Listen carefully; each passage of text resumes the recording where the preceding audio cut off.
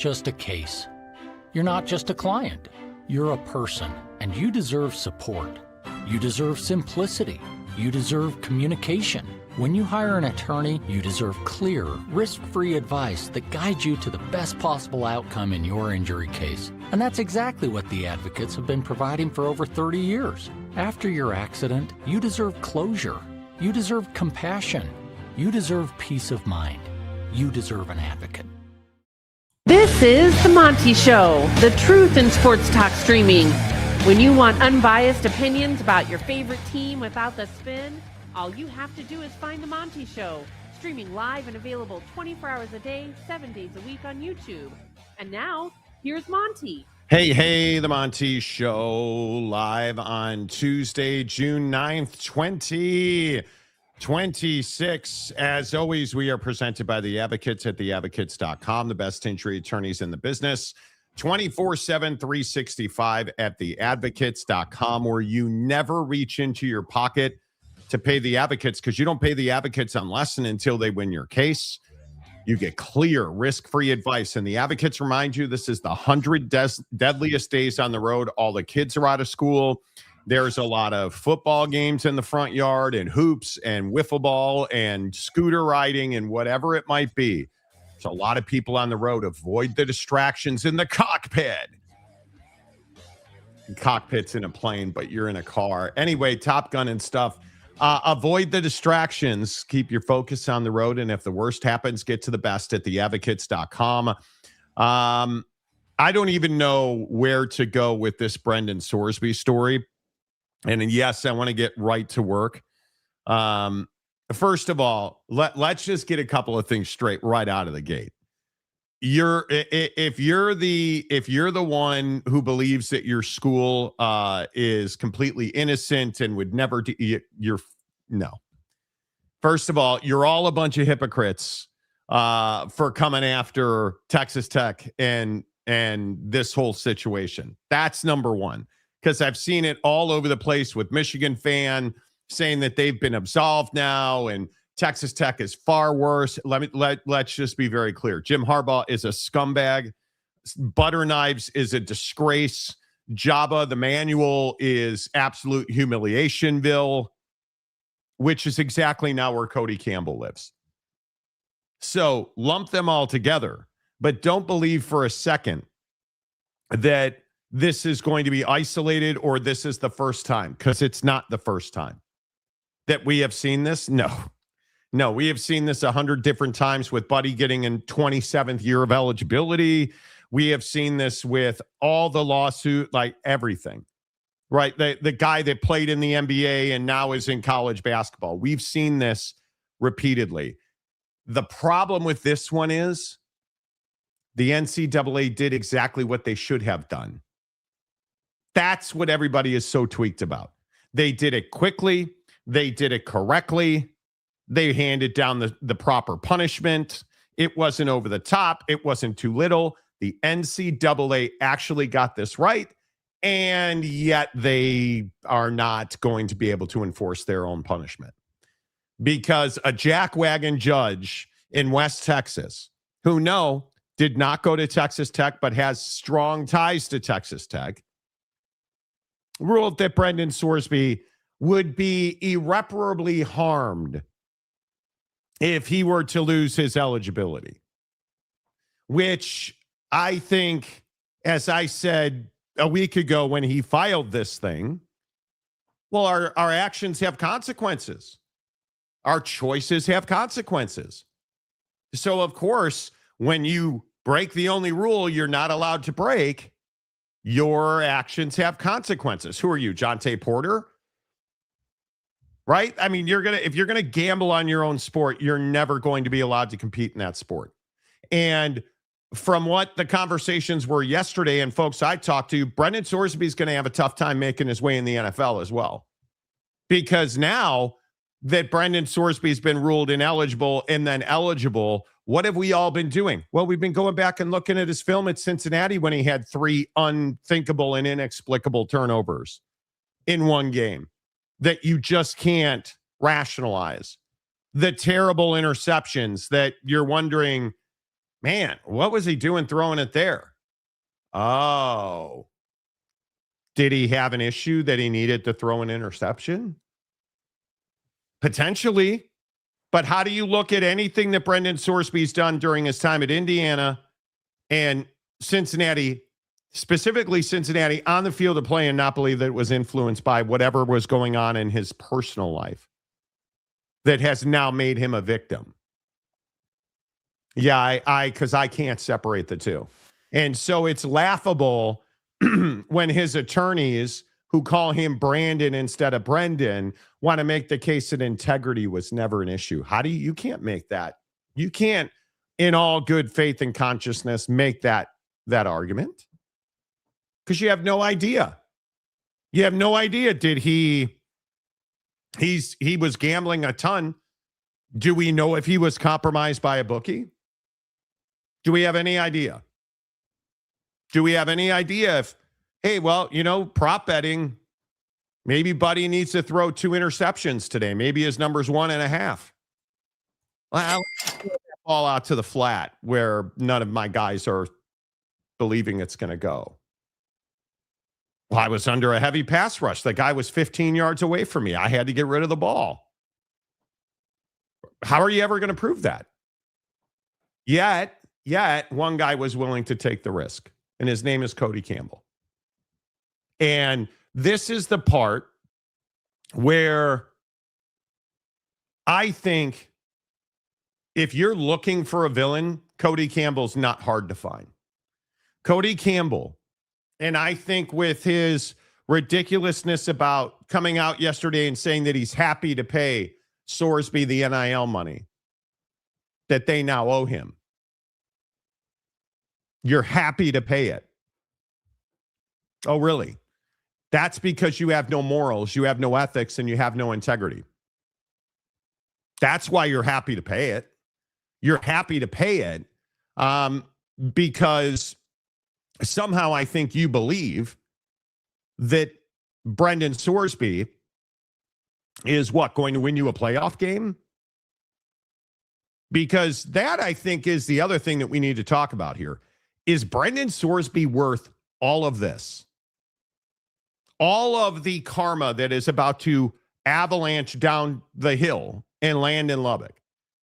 Is Brendan Sorsby, who by any measure is good, not great as a quarterback. He is not an elite quarterback. He is not a top 10 quarterback in the country even. You're paying him like he is because, well, you have money, as you like to tell everybody. But is Brendan Sorsby really worth all of this? My answer is I just don't believe that he is. Yeah, I mean, I don't know how anybody would say that he is. I don't know. If you look at the behavior in the portal before he was at Texas Tech, I mean, you look at how teams viewed him and again, depending on what you believe that not, and this is not unique to Texas Tech, but just what teams knew or didn't know about his behavior at Indiana and Cincinnati, whether you believe that was public, behind the scenes industry knowledge or not. I think that kind of speaks to his value in the market, and I think it's pretty clear that they were after Sam Leavitt before they were after Brendan Sorsby. And that's been very much talked about, widely talked about. So it's not controversial, a hot take guy to say that he's not certainly the best quarterback in his class. And if he was one of the best quarterbacks in his class, he wouldn't have been playing at Cincinnati. And I think that's the tough part is that we're doing all this and all this consternation, all this fight over someone who, is not even Heisman worthy. You're not even in the conversation, really. That's the part that's amazing about this. And I think that what's really interesting too is when you look at Texas Tech in general, if you take a step back from Sorsby just for a moment and you look at, all right, well, we had, obviously, you win the Big 12, you go to the CFP, you get bounced. Now you had the Sark thing, now the Sorsby thing. Texas Tech has been on this run where it's dude, oh man, we won the Big 12, great, but then loss. And now you're in this position. And I just think no matter where you come down on this, I just don't know how you can tell yourself anything other than, yeah, this optics wise, like PR wise, this is not a great look for us at Texas Tech. Yeah, I don't see it in any way, shape, or form. And I think Cody Campbell got exposed for the guy that he that he is. Because I'll continue to say, money does not define your character; it exposes it. And I think Cody Campbell's getting exposed to humiliate himself yesterday, the way that he did. And you look at the things that he said, that he is super excited, happy to pay him, even if he can't play the first 2 games.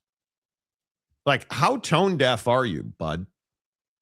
Like, how tone deaf are you? It's just completely tone deaf.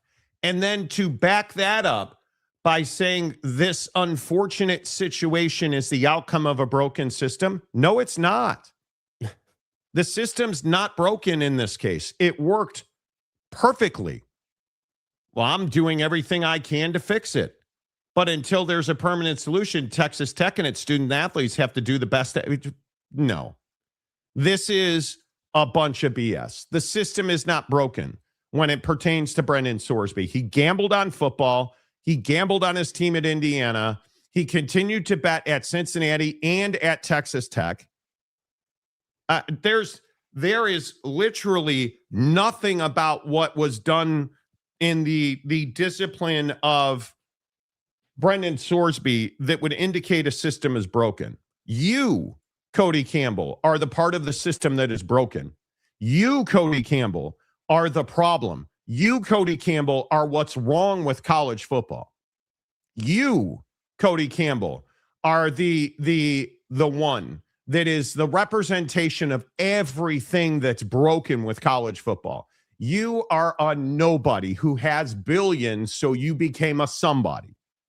And you want to throw your money around and you think that your money is going to fix problems. The only issue with that is you now have become the problem because you're blind by your billions. You're blinded by your billions. So you have no morals, you have no ethics, and you have no integrity based singularly on your words and your actions. Yeah, I mean, it looks like you're a guy that's got a ton of money and you got into a game that you just enjoyed watching. And that was a cool little story, right? With the softball situation and then obviously the involvement in football. And then the Cinderella story, if you will, the feel-good vibes, if you will, I feel like kind of fizzled out once the Sorsby situation and once Sark kind of those two things really started to kind of, grab a hold. And what's difficult is yesterday, like you have this situation going on where obviously everyone's talking about this, of course, everybody from reporter guy to keyboard warrior to, I mean, literally everybody.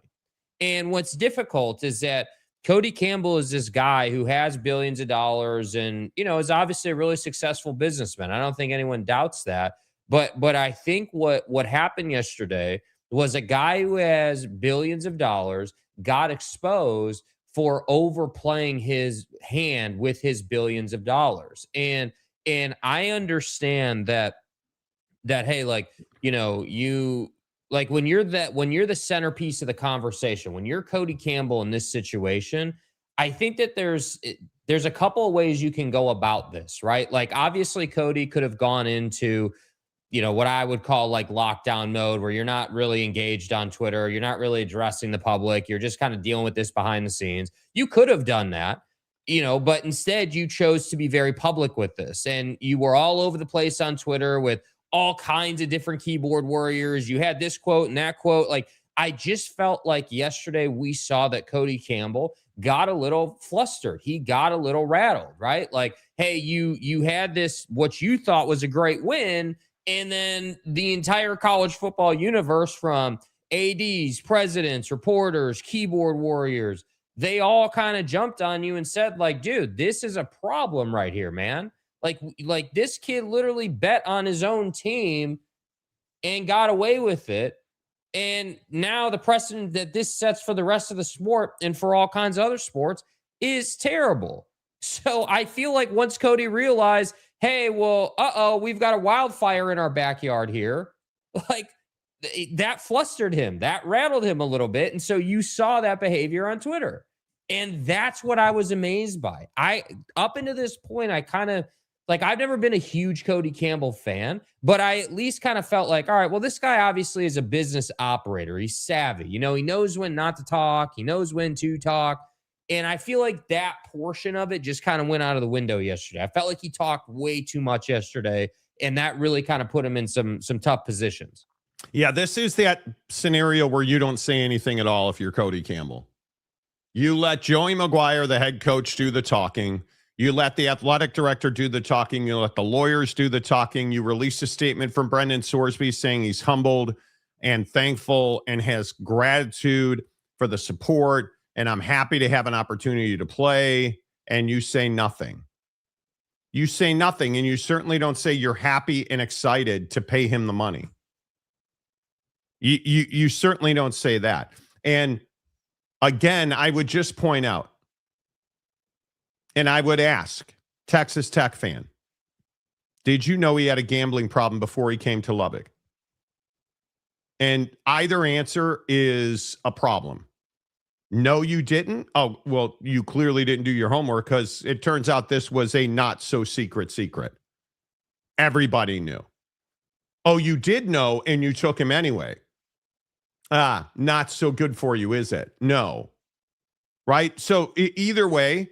And then the other question I would answer is, or I would have you answer is, if you are Texas Tech, why not just move on from him?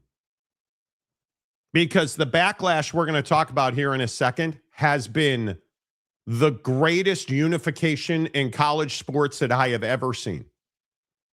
Nothing, nobody, no event, no happening, no singular individual has ever united the entirety of college athletics the way that Cody Campbell has united all of college athletics against him. It's remarkable. And Cody, you're about to find out that your billions of dollars cannot save you in this situation.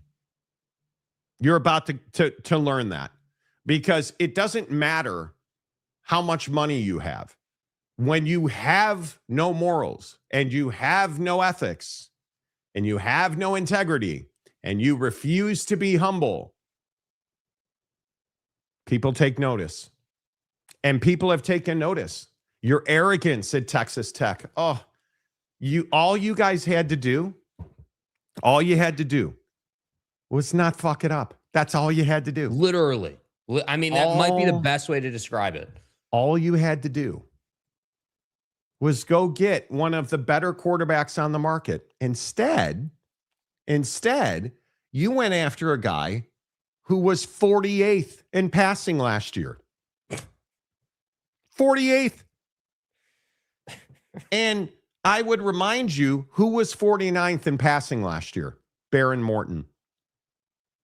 Who was 48th? Brendan Sorsby. So, did you really even upgrade yourself? Well, that's to be determined. But you could easily have gotten, I don't know, any number of guys.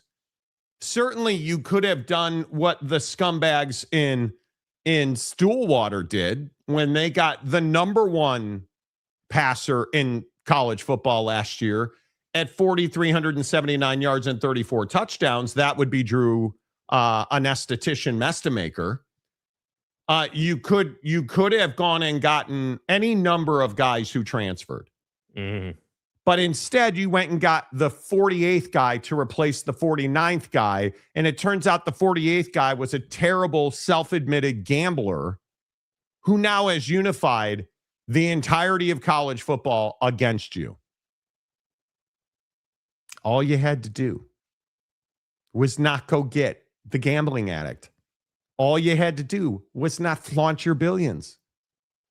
All you had to do was operate like the G in lasagna, bud. Just be silent. Just be silent, right? Yeah, but that would have required them to be really good operators. And clearly they're not. Yeah, instead you went Lasagna, and you have completely screwed this thing up. Completely. Your own arrogance has completely tanked you. And now, here we are with this situation where multiple conferences are talking about boycotting you. Multiple conferences, multiple voices, and significant ones. And how did Cody Campbell hurt Texas Tech yesterday? Georgia essentially tells Ross Dellinger that they're not going to play Texas Tech. Right? They're not going to play Texas Tech. And they tell Ross Dellinger this. They release this statement. And they release this statement to their coaches and staff. Effective immediately, no new contest should be scheduled against Texas Tech without prior approval from the athletics department. Georgia joins a list of the universities boycotting Texas Tech. So what does Cody Campbell do? He gets on Twitter and asks how many Georgia players have been arrested. Yes, Cody. Yes, make a complete jackass out of yourself.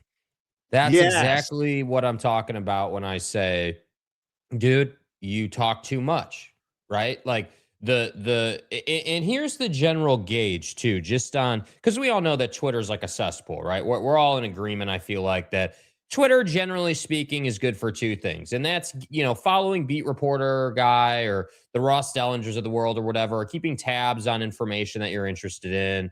Or the other side of the coin is keyboard warrior, cesspool, terrible energy, hating on people. And I felt like that as soon as the Georgia thing came out, he immediately goes to Twitter and deflects to all team SRT. And the hard part is that you're right, like billions of dollars as usual. And we knew this going in, but it's still just as shocking.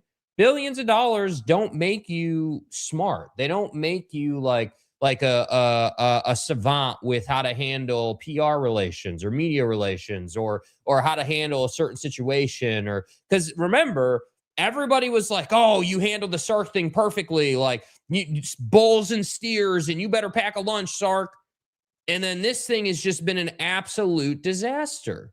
So I don't quite understand why you went on Twitter and did this. Why did you do this, dude? Do you really think, Cody, that just immediately responding with more hate or a deflection or like more negativity, emotion, exactly, is going to fix this, dude?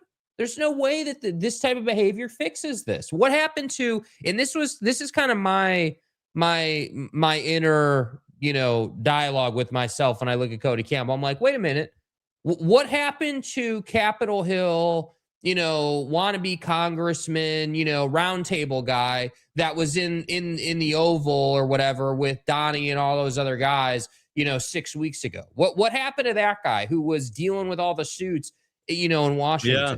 You know what I mean? Like, that's the crazy part. Like 6 weeks ago, you were that guy. Now today, you're essentially a keyboard warrior on Twitter because you're emotional. That is the true, when you said 5 minutes ago or whatever that he exposed himself yesterday, that's exactly how he exposed himself yesterday. It's rough, bro. Yeah. Yeah. And listen, I understand it. You want to be Big Daddy, pockets full of riches and stuff. You want to throw your wallet around and tell everybody who you are. And you want to be the guy. Cody Campbell is that guy who was a nothing. You take his billions away, and what is Cody Campbell? A nothing. Cody Campbell wants to define himself as a billionaire. Congratulations. Got all that money, bud, and nobody respects you. Yeah. In fact, I would say now you're infamous. You are the villain of college football. There's no question about it. And this idea that he is somehow the one trying to save college football is a joke. He wrote an op-ed where he talked about how if Georgia and the SEC were to cede from the NCAA, they'd have the same issues. Nobody's talking about them doing that. See, because they would collectively bargain with their athletes, which is what they're talking about. You're not talking about that because you don't want to take care of the athlete. You want to make yourself more money. You want to be the hero. And my issue continues to be with guys like Cody Campbell because it's pervasive in this country right now. Mm-hmm. It is. Cody Campbell is just the next guy who wants to run his gums because he's got a bunch of money and has no acumen to use that money for the betterment of his cause. Because he could easily be using this situation with Brendan Sorsby. The right thing to do would have been to say, hey, we are not going to support this. You admitted you bet on college football. We can't have you on our football team. You're welcome. I would have even said you're welcome to be a student at Texas Tech. We'll put you on scholarship. We're going to support you in this gambling thing. But hey, man, unfortunately, rules are the rules. We have ethics and integrity here at Texas Tech. We can't risk the ethics and integrity of our program by putting a known gambler on the field. Ethics and integrity over winning football games. Unfortunately, we're what here. You should have done. Yeah. There's no question about it. And I think that and again, we spoke on this yesterday. The divide here is not just across the entire, it is the entire college football landscape. But if you look at the Big 12, I'm telling you, this is dangerous times for the Big 12 right now. Yes, it is. This, and again, not to keep telling you guys we told you so, but I remember I specifically said when the Sorsby thing first came out many, many weeks ago now, right? I specifically said if it comes out that they knew and they still signed him, or if he somehow wins the injunction and that happens, this will be the thing that drives a wedge into the Big 12. And this will be the thing that to this point in the story presents the biggest risk of Brett Yormark no longer being the commissioner of the Big 12. And why do I say that? And I don't say that lightly, but I say that because when you look at the Big 12, this will split the Big 12 into two groups. There will be a large group, a majority group that is with Brett that say, hey, this is not good enough, right? You've got the I believe it was Gene Taylor at Kansas State saying that this is BS and this is ridiculous and we can't have this. And so there's going to be a group of presidents like Gene who I would guess are in alignment in terms of their thinking with Brett Yormark, because I'm sure Brett's not a huge fan of what Tech is doing. I think we can all agree on that. So there's going to be that group with Brett, but then there's also going to be Tech and like maybe 2 to 3 other schools that are unified together. And so you're going to have this wedge. And at some point, Tech is either going to acquiesce and they're going to say, yeah, sorry, Brendan, we tried and we tried and we tried and we tried, but we just can't overcome this. It's too much. And if they don't want to do that, then I'm telling you, this is going to bleed onto the football field. And this is the part where it gets a little unfortunate. You want to use words like unfortunate? If this kid's on the football field, he will have a massive target on his back. People will go after this dude. People will not care about the 15-yard penalty or whatever the ramifications or whatever it is. You know what I think will happen? You want to talk about, you want to use all that cool like Texan, language of packing a lunch and bulls and steers and all that crap. People are going to play you. And when they play you, they're going to say, okay, we're going to go and get him. We're going to remove him from the game by hitting him. And then we can play a football game. I'm telling you, if you allow him to play, you will see nasty ass stuff on the football field. I don't think it ever gets there. I don't think it ever gets there. My guess wants is to get there. Oh, I think they would love him to play for them on the field, outside of the first 2 weeks, and they're happy to pay him. They're excited. I think what you are looking at here is these meetings that will happen today, this emergency meeting with Big 12 executives and Brett Yormark today. or as it was described, stakeholders, the conference is going to line up against Texas Tech and Cody Campbell. And I think that you are looking at a situation where teams in the Big 12, because you look at yesterday was actually quite a good day for the Big 12. If you had never had the Sorsby thing, like this Utah announcement that they're done with Under Armour, oh my gosh. Huge. How many times have I said that on this show? Like you're making more money, you're moving things forward, like everything's great. And then you throw the kerosene can and all into the fire with Brendan Sorsby, and the world melts down. And you have guys like athletic directors like Mark Harlan. You have Brett Yormark releasing what is anything it is quintessential, guarded, measured, right? This is about as measured as you're going to get. You have a league that is in crisis. You have a league that is over, and Cody Campbell is squarely to blame for this. Hey, by the way, does anybody know the name of the athletic director at Texas Tech? Does anybody know the name of the president? Does anybody know the name? No, you don't. You know Cody Campbell's name. This is squarely Cody Campbell's fault. When you operate in a manner where you think your money is going to get you out of every situation, which is, I believe, how Cody Campbell operates.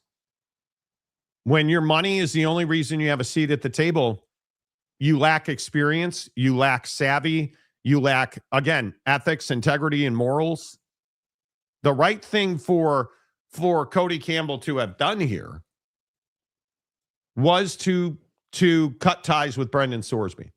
And I don't believe for a second. I don't believe for a second that Texas Tech truly cares about Brendan Sorsby, the human being.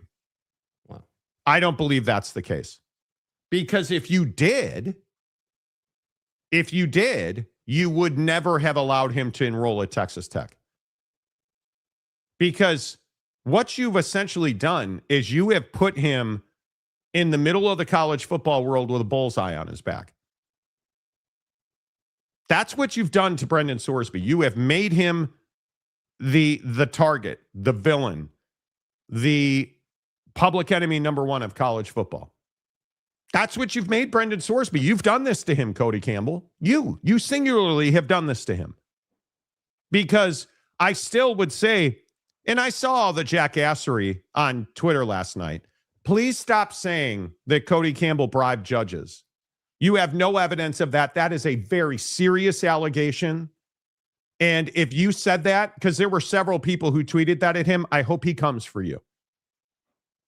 I hope he comes after you, and whether it is slander, libel, whatever it is, I hope Cody Campbell comes for you. Because that is ridiculous. You know what the saddest thing is? I don't think he would have ever even had to go that far to get the ruling he wanted. Cody Campbell, I want to know who paid for the lawyers. Who paid for Jeffrey Kessler? Who paid for the Speaker of the House of Representatives in Texas to be the B chair? The number 2 guy from Brendan Sorsby. Does it matter who paid for it if you're guilty in the court of public opinion? Yes. If Cody Campbell paid for those attorneys, he's enabling this guy, which he's doing through his NIL payment that he's excited about and happy to pay. But if you paid for this dude's attorneys, come on, man. You're already paying for his education. Who's paying for the addiction treatment? Because you cannot tell me that Brendan Sorsby has a dime left to his name. If he had money left to his name, why is he holding out $1 million on Cincinnati? Oh, that's right. You knew about that too. Are you telling me that Cody Campbell had no idea? Because it's, again, Texas Tech fan, I know you get fired up when I talk about Cody Campbell, but here's the truth. Are you telling me Cody Campbell had no idea that this cat was in breach of contract at Cincinnati? Are you telling me Cody Campbell had no idea he was a gambling addict? Are you telling me that Cody Campbell had no idea Brendan Sorsby continued to bet when he was on campus at Texas Tech? Or enrolled at the very least at Texas Tech? Because what did I say about Jim Harbaugh? You knew and you did nothing about it. NCAA violation. You didn't know and it went on under your watch. NCAA violation. Doesn't matter. You're responsible. Hey, Cody Campbell. Hey, buddy, you're standing on your wallet telling everybody you're a billionaire. Guess what? Did you know all those things? Did you know he was a gambling addict? Did you know he was in breach of contract? Did you know he continued gambling in as a Texas Tech student? Oh, you did? Oh, okay. So you're enabling him. That's an NCAA violation. Brendan Sorsby should never play college football again, and Texas Tech should face severe sanctions. Oh, you didn't know? Oh, well, you're derelict in your duty then. Although I guess as a billionaire, you don't have to worry about your duty. You don't have to have morals, ethics, and integrity because you have $5 trillion. And you're happy to pay Buddy his millions so he can continue to bet. Because one way or the other, if you knew and you're happy to pay him, you're saying go ahead and continue to bet. If you didn't know and you paid him and he continued to bet, there's no way that you're right here. You know what would have been right? You're a gambling addict who bet on college football. You admitted that. You can't be quarterback at Texas Tech. We don't do those things here in West Texas. If you'd watch Landman, you would know that. What do you have to do to get kicked off the Tech football team? I have no idea at this point. I have no clue. Because now Cody Campbell, with this ridiculousness, what happens the first time a player gets arrested at Texas Tech? You already know. Cody. You already know. Cody. This is what I say, dude. Like I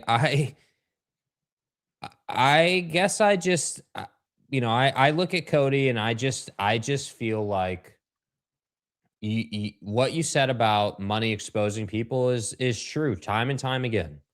And what I think is really, it's not scary for me because it has no implications on me or us or fans, in my opinion.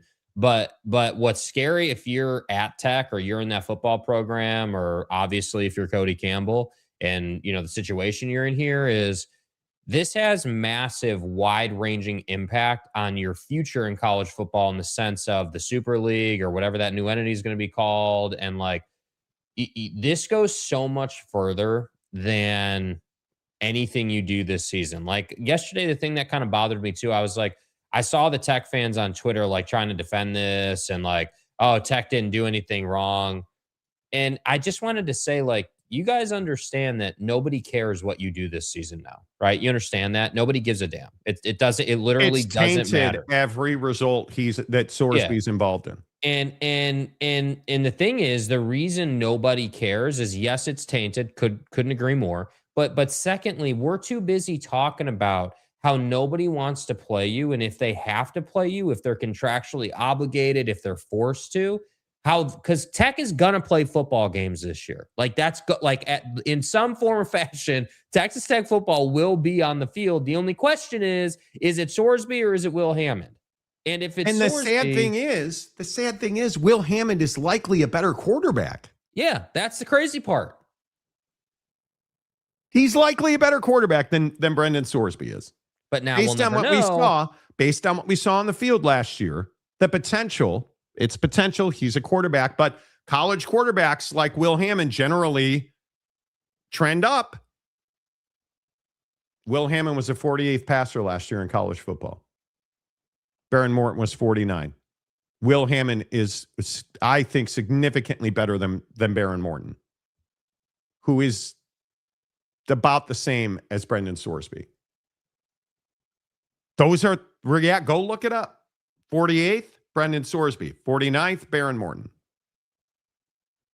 You can't make it up.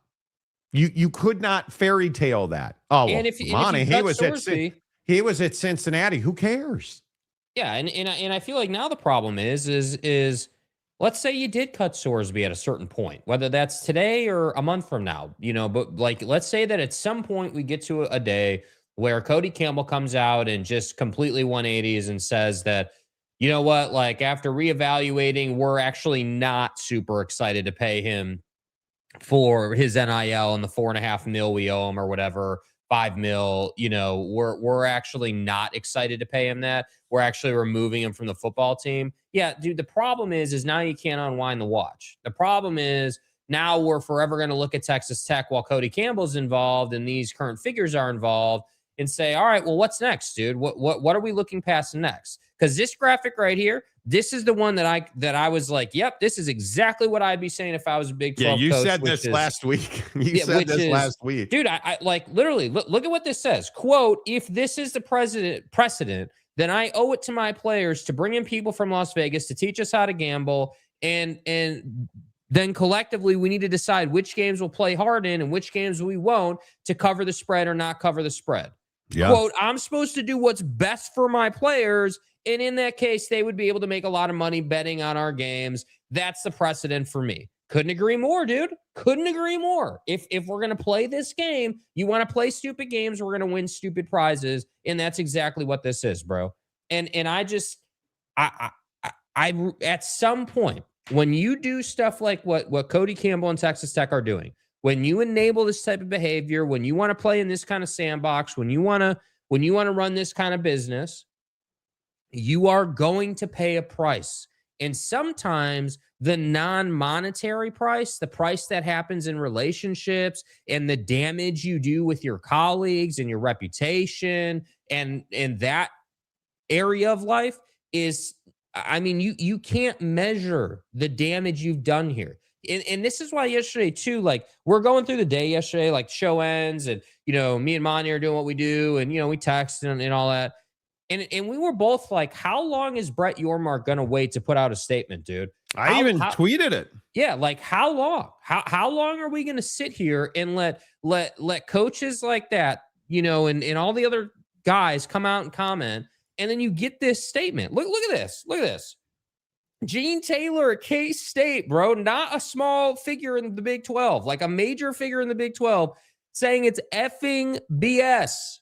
Like, do you understand if you're going to attach your name to a quote like that? Do you understand how strongly you have to feel about something to get this out of the Gene Taylors of the world?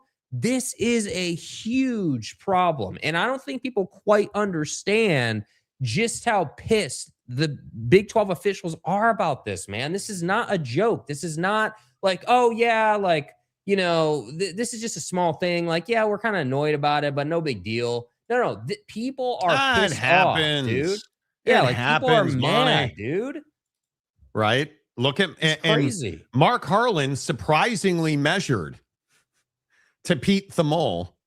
As with many around the country, I am disheartened by the injunction issued today in the Brendan Sorsby matter, which will allow him to compete this fall despite clear violations of NCAA policies and ethical guidelines.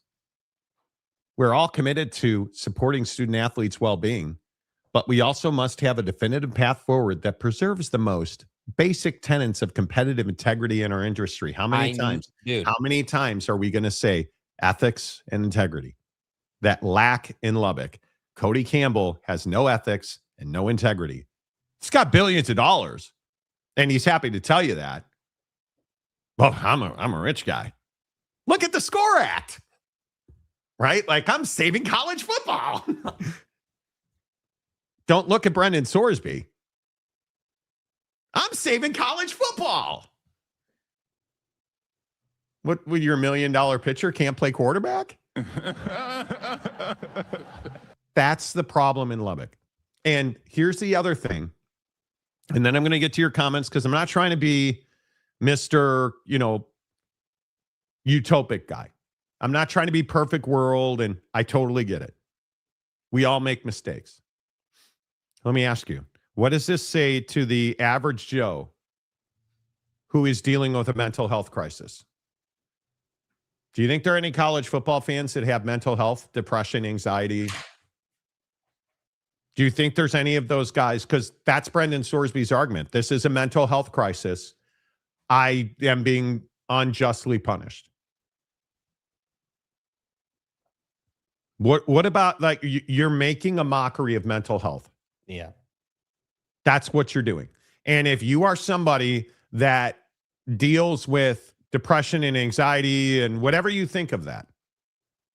If you're somebody that deals with depression and anxiety and you're watching the story, aren't you asking why Cody Campbell's not giving you $5 million? Aren't you asking why, if you're a gambling addict, why Texas Tech won't allow you to go to their school and get treatment? You're making a mockery out of addiction and mental health. Because I do not believe for a second that this is a mental health crisis for Brendan Sorsby. I do not believe that for a second. This is greed. This is what's wrong with Murica right now. I'm just telling you. So, let's get your comments in here this morning. I appreciate everybody being here on the Monty Show, presented by The Advocates at theadvocates.com. First in today is Corey, who's been a member for 14 months. Corey. Nice. I like their want to spend, but just buy a new quarterback. That's what I'm saying, bro. Brendan Sorsby is not Arch Manning. You thought this guy was the best quarterback in college football or something, man. Pick your poison of quarterbacks. He's not. Oh my God, his name just went right out of my head. Dude at Ohio State. He's not Julian Sayin. Yeah.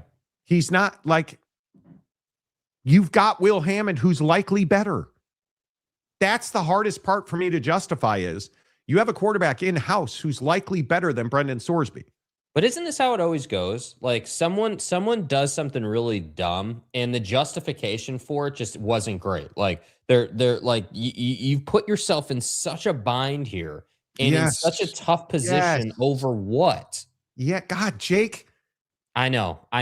Not everybody can do what I do once every 2 years, but I'm here today. So thank you. Because usually on the record, you say stupid shit like about everything. And then like Brendan Sorsby shows up and you're like Cody Campbell scholarly level and stuff. So that's me and his money. Where's my $5 million, dude? Yeah. Yes, that's exactly right. Corey, thanks for supporting the show. Ken Maynard, big night for you, dude. Hey, Kenny, yo. What did Brendan say about the line tonight? Yeah. Must win for the Canes tonight. Yeah. Must win for the Canes tonight. My wife decided, because she's got this real job and stuff, she decided to come home late last night. It's a Stanley Cup final. Get your ass home. Get in the kitchen. Cook me something. Yeah. I'm kidding. She would kill me if she but huge game tonight. Canes and VGK, it's a must win. You lose this game, the series is over. Yeah. In shocking fashion. If you keep FSU out of the CFP for an injured QB, wow, are we really going back to that? Apparently. You can keep Texas Tech out for a gambling QB.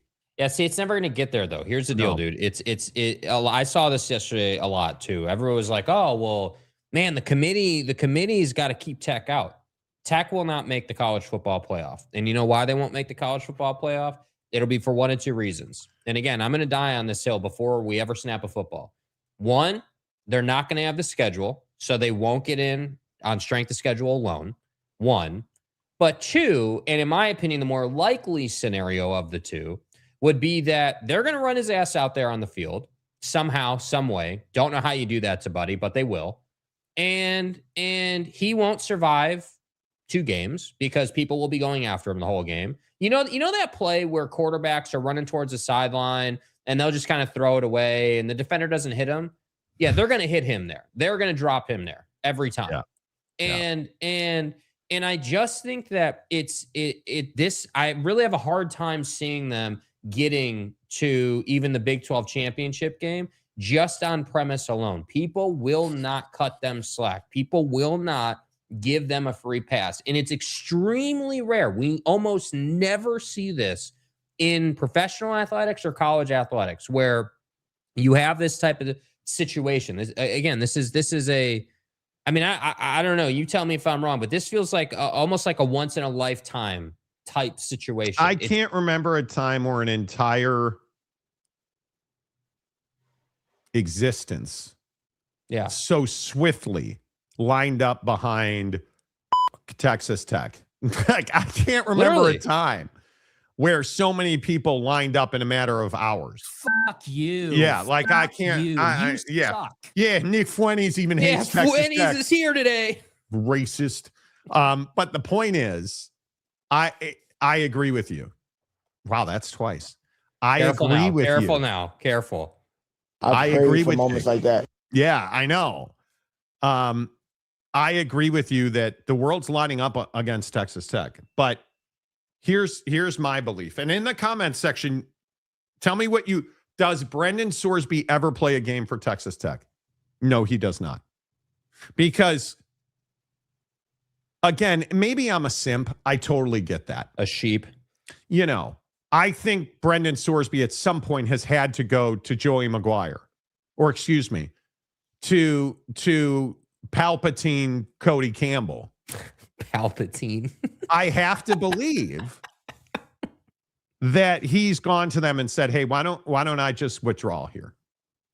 Why don't I just, step away, and I have mental health issues. I just why not just say, you know what? I feel like I've been a distraction. I'm going to go and prepare for the NFL and the supplemental draft." I have to believe he's offered himself up to that. I'm not convinced. I got to be honest. You know why? Dude, buddy, it's baseball season, and he's running out of time. It's like the 7th inning here, bro. We got camp coming up here. What's today? June 9th. Camp starts in August, right? Like, this is not far away, bro. I mean, literally, like, when you think about the timeline here that they have to figure this out internally, like you're talking about 5 weeks, 6 weeks. Wait. There isn't a figure it out internally. You have Will Hammond sitting here. Yeah, but you've made but again, you're committed to dude now. Like, you've gone to court for Buddy. You allegedly, not factually, I'm not accusing anybody of anything. Allegedly. Somebody, somewhere, somehow paid Jeffrey Kessler to do what Jeffrey Kessler does for Brandon. Don't call me Brendan. So again, I'm just saying you're just a little bit committed to this guy. Just a little bit here. So I don't know, man. I tend to agree that I have a hard time, literally seeing him on the football field and in a Red Raider uniform. But then I'm like, dude, like, if they're willing to go to court with Buddy, like, what are they unwilling to do? What would be too far for Cody Campbell and company, dude? I don't know. But Kenny, I don't think he ever plays for them. I don't. Lonnie Johansson, good morning. Lonnie. Hello. Hey. Been a member for 32 months. Appreciate that support. Thank you. The Chad Carter, that well-digging fool, just became a member of the Monty Show. Welcome back. Welcome back to the membership. Appreciate that very much. Let's see who's all up in the stuff. Noel Ramirez, hello. You would think the other players on Tech would say this is a detriment to their careers and leave the program. Yeah, I don't think so. They're all getting paid very well. Good point, Kenneth. The Tech players pull a GI party on Sorsby in the locker room. What do you think? They're going to put a bunch of bars of soap and batteries in a sock and go to town? I somehow don't see that. I don't see that. Rock and Rant, hello. I've never seen the sports world so united on anything. Any average Texas Tech van just got caught in the middle of this through no fault of their own. Yeah, the average Texas Tech fan is feeling the pain today. I agree. That last sentence, I think Cody Campbell has gone from a solution to a massive problem at Texas Tech. My advice, and Cody, I know that you watch this show every day. And with all due respect, he has never heard of me. My advice, if Cody Campbell were here and I was talking directly to him, do not say 2 words until kickoff. I don't want to see your face. I don't want to see you on Twitter. Go destroy the earth and dig up oil, whatever you do in West Texas. Again, I watch Landman. I know what you guys are about. Buy a new cowboy hat. There's nothing wrong with that, dude. Right? Go cut the balls off of a bull and make them a steer. Totally get it.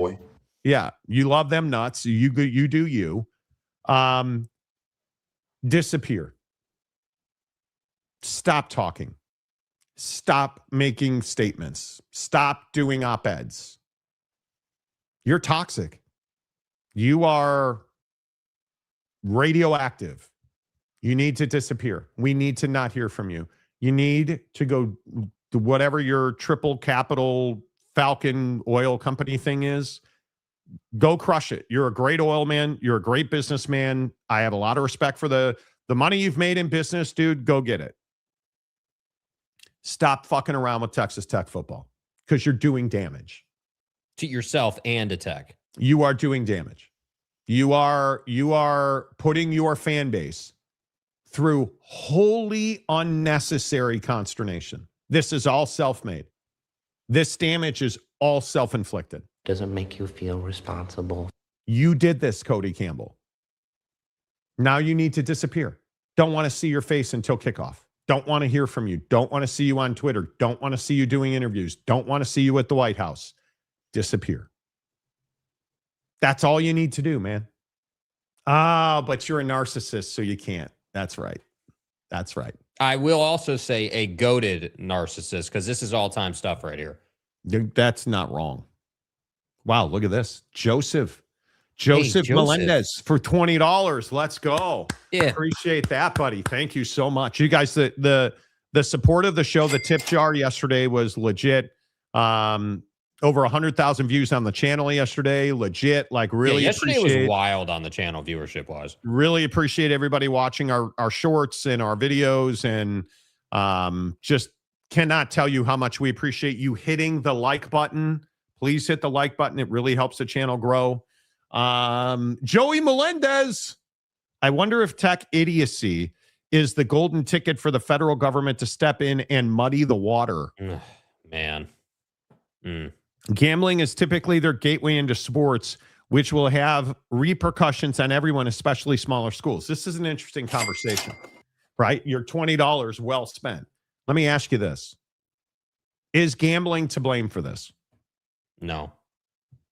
Is gambling, and this is this ultimate conversation. I know I say this all the time, so I'm sorry if this is redundant for you. Gambling is the freedom that we all have earned through wars and deaths and freedom, right? We all want freedom. But now you exercised your freedom. You lost a bunch of money. You became a gambling addict. There are no repercussions for that. There are no missed games. There are no suspensions. You're missing 2 games of zero consequence if you're Brendan Sorsby. That's the entirety of his repercussion. And that's the punishment his legal defense came up with. Just want to point that out. There are no repercussions. You're still getting your money that Cody Campbell is excited and happy to pay. And we just continue to move on about our lives. This is the ultimate of all the crappy things people have done to get pardons this year. This is the ultimate pardon. Yeah. Freedom is amazing.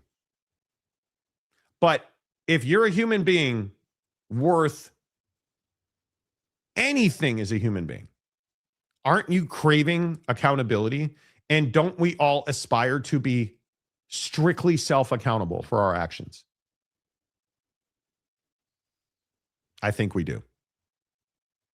I think we do. Yet we do not on any level want self-accountability. We want a free pass. It's an excuse to say that gambling's to blame for this situation. Gambling is not to blame. Humans' abuse of gambling is to blame. Yep. Ryan Duffy. Just a horrible feeling this morning for those who don't agree with the outcome and want the kid gone. Well, it's not that people want the kid gone. See, this is, and I'll give you credit. You've been pretty down the middle on this whole thing. As a Tech fan, I think you've been pretty down the middle. You hate Steve Sarkisian.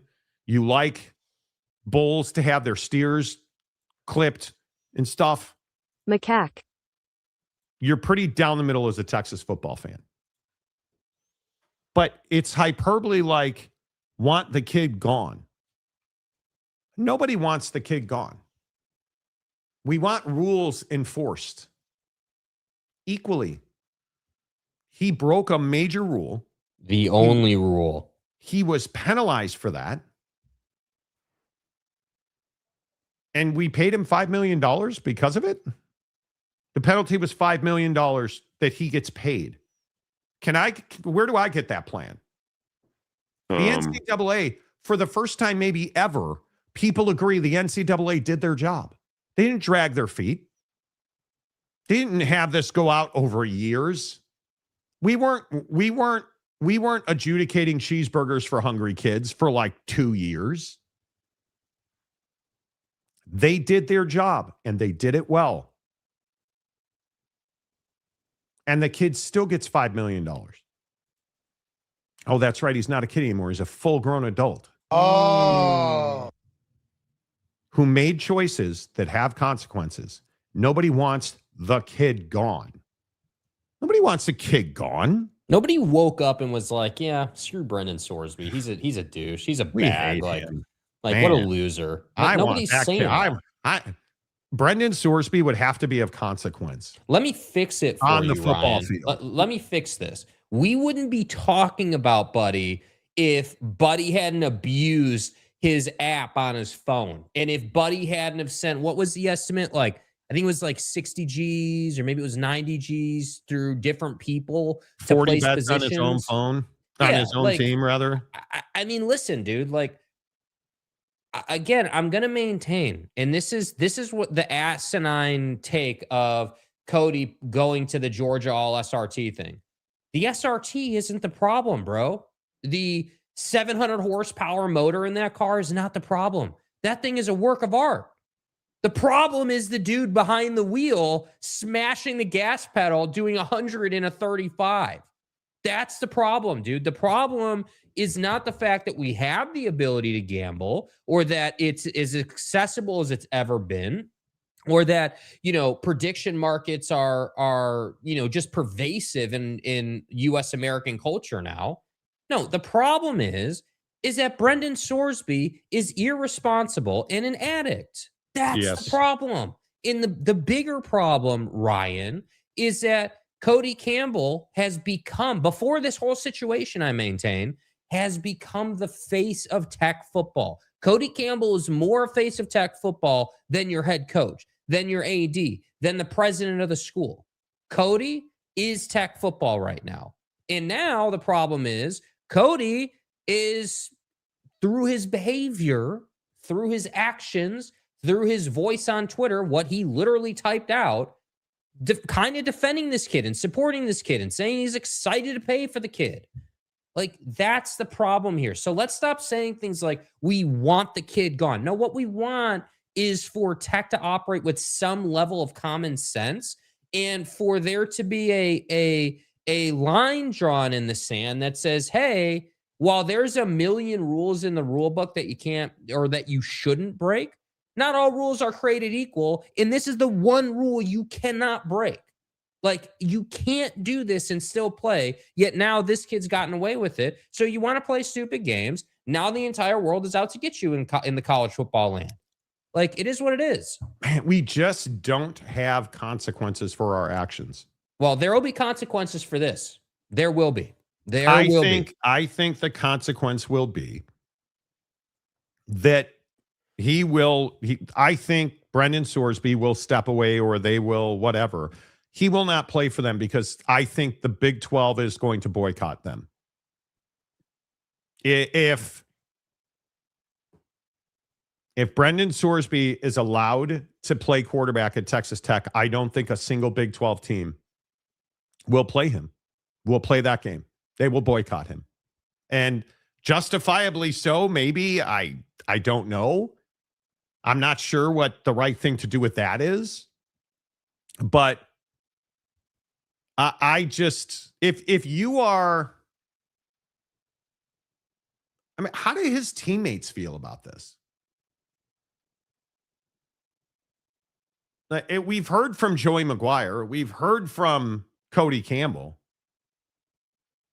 I would love to know how his teammates feel about this. You can't tell me they're happy about it. No way. I don't buy that for a second. All right, let's run through some of your comments. Yes, please hit the like button. Really appreciate that. Lopes Fan Gave, always good to see you. Ethics and integrity, smiles and glory holes. Well, listen, we can joke all day if you want. Smiles, I'm just telling you that the lack of integrity is a big deal with Cody Campbell. We have in this country, and this is why people shame the rich, which is a huge pet peeve of mine. Mm-hmm. I hate the fact that we shame people who do well in this world. Cody Campbell has earned the shaming today. He has earned the flogging that he has taken. We talked about it earlier if you're just tuning in, where Jake and I had an argument on text last night about people on Twitter accusing Cody Campbell of bribing judges. I don't believe he ever did that. And I hope he sues every one of them, because it's not the right thing to do. But I understand why people are saying that. I understand why people believe that rich people get away with murder in this country, because they do. It's who we've become. Mm-hmm. It's the essence of capitalism. And so a guy like Brendan Sorsby, who's rich, allegedly getting a handout from a rich guy, who's surprised? None of us are surprised. Yeah, and I just think that, I agree that it's a dangerous game to slander people and do that. I do not be doing that on any level that Cody Campbell is bribing judges. Yeah, you don't have any evidence of that. It's a severe and wild accusation to make. Here was my problem, though. If you're Cody Campbell, and this is kind of what we were talking about earlier, and this is where he's exposing himself for who he really is mentally. This was my problem. You're so emotional about this. You are so, invested in the narrative here that you're a billionaire and tech's number one booster, and in my opinion, a closeted politician of sorts. You're so invested in this that you're interacting with keyboard warrior guy on Twitter. Like it's weird to me, dude. I mean, did you really think you were going to open Twitter and people weren't going to be accusing you of this, or that, you know what I mean? Like, it's just weird, bro. And that's where you lose me. I don't care if you're a keyboard warrior guy or the most prominent figure in the world. If you accuse me of felonies, and I'm going to sue you. If your claims are baseless and fabricated, I'm going to sue you. You don't come after somebody's good name without evidence. Okay, bro, you don't need to accuse Cody Campbell of alleged bribery of judges with no evidence. He's done a number of jackass type things that are easily provable. I don't know, like, hey, we're excited and happy to pay him the $5 million, even though he's admitted to gambling hundreds and thousands of times, placing 40 bets on his own team. We're happy. You're excited and happy to pay a college football player who's admitted he's bet on his own team 40 times. You're excited about that? You're happy to pay that much. Go after him on that. No ethics, no morals, no integrity from the guy bitching about how broken the system is. You're the one breaking the system. You're the one causing the go after him on that. Don't make up wild accusations about him that you have no foundation and no truth on. That's ridiculous. Why would you do that? There's no reason to do that. Now, the problem is he also won't respond to those. But Top Road Jam. As humans, we are and have always been a detriment to each other. Truth. Say less. Too real. Right? Boomer Sooner. Hello. Saw a report saying the Big 12 is one of the conferences seriously debating on boycotting playing Texas Tech. They are. There is an emergency meeting starting today and carrying over to tomorrow, I believe. Yeah, and I think we saw the cultural differences in conferences yesterday. And what I mean is the SEC quickly and swiftly came out and said, "Hey, we're not playing tech. We're not doing it." And that to me speaks to what I always kind of bring up, which is Sankey is the best commissioner in college sports, dude. He's got that thing running well, and he's got a really, really strong, grounded relationship with his ADs and presidents. And that's why I think you see them moving so quickly and so swiftly on this. I was definitely a little disappointed by, it's not to say Brett did a bad job, but I was a little disappointed in the statement. I was a little disappointed in just the reaction of this, because there's never going to be a day where the commissioner's office in the Big 12 comes out in support of the Brendan Sorsby situation. That's not happening. And the only question that remains in the conference is, how can we most politically correctly say that we're not going to be playing Texas Tech and that we don't support their behavior without absolutely nuking the conference? That's the problem. And it's a civil war. Yeah, you are no fighting yourself inside. Yeah. So, and I get it. Now, any tech sporting event will be under the dark cloud of suspicion. What school would want to subject themselves to participate with this team? I have no idea. Nobody, dude. Nobody. No idea. CFB 1923. This was not a Lubbock County judge who said that it was. And it was not a Texas Tech judge who said that it was. Nobody here said it was. Tarrant County is nearly 300 miles away. Tech was not part of the... You really believe Texas Tech wasn't part of the lawsuit? Look, you can continue to try and spin this. The judge has... I think the judge's kids went, or son went to Tech, or... They're... Dude, you really want to die on this hill? You think Cody Campbell played no part in this lawsuit? Again, I just ask, who paid for the attorneys? Because you can't tell me Brendan Sorsby can afford that. Who paid for the attorneys? You think no boosters, Cody Campbell, nobody, Brendan Sorsby or his family paid for those attorneys? And you think that just because the judge is a Tarrant County judge who's retired, I would remind you,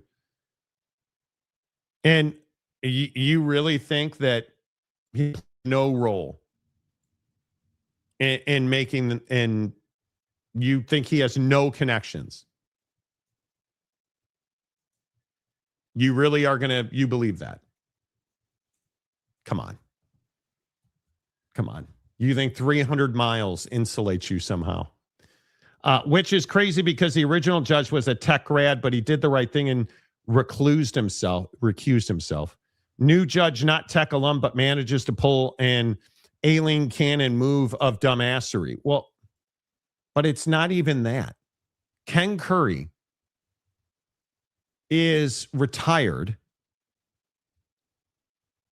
I'm just telling you, just because this guy is, and this is how stupid people can be. You guys understand that this judge wasn't in Tarrant County. I mean, I'm hoping you understand that. Right? You understand that. You understand that this was heard in the Lubbock Judicial Circuit. Or you don't. You probably don't. You don't want to know that. Let me look up. I think I know his name is Ken Curry. I read about it yesterday. Judge, Texas Tech ties. What do you want to bet? That this will come up with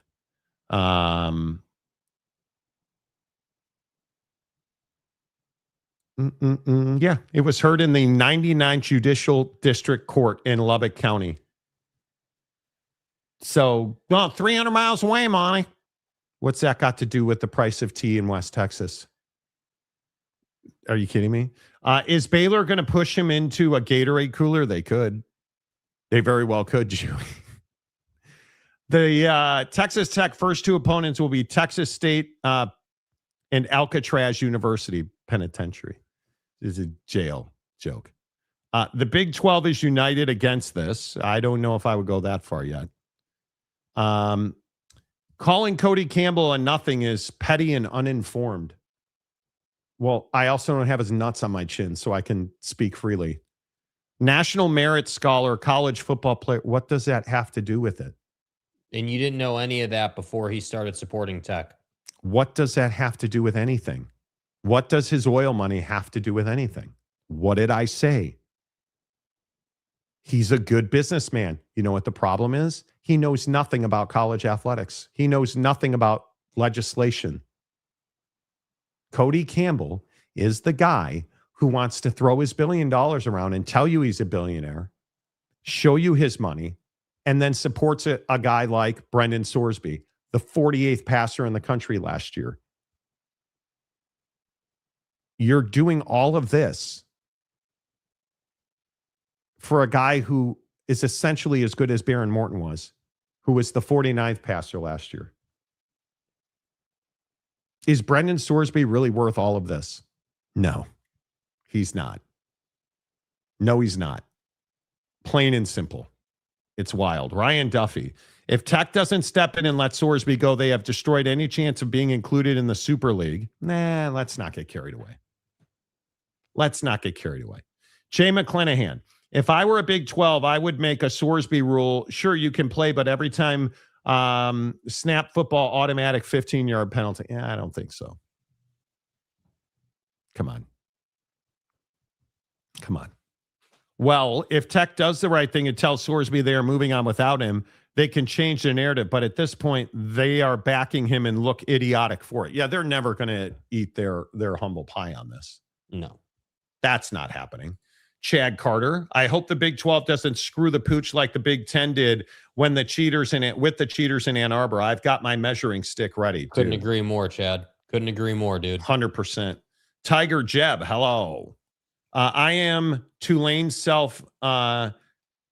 immolated their basketball program for 5 years for playing for player gambling years old. Well, okay. Truth. It's a good point. Good example. Phenomenal Hebrew. If we didn't have a corrupt court system, we wouldn't have to worry about Brendan. Well, I don't know that there was corruption involved in the ruling. What makes us think that there was corruption involved in the ruling? I'm not going to like, again, what makes us think that? Why are we leaping to corruption? Maybe Ken Curry's just a shitty judge. I mean, well, I mean, I look, there's no evidence, right? But I think it would be, it's clear why people have emotions around corruption in this story. Like, you have optics are not great around, you don't have any evidence to support. Like, it's the reason it's being brought up so much is because it's such a shocking ruling. It is such a just outlandish, just a so far out there decision that many people don't feel there's another way it could have happened other than that. But that doesn't mean you have evidence, and that doesn't mean that you should accuse people until you do have evidence. But I'm telling you, if it does ever come out, that's going to be a rough day. So that's interesting.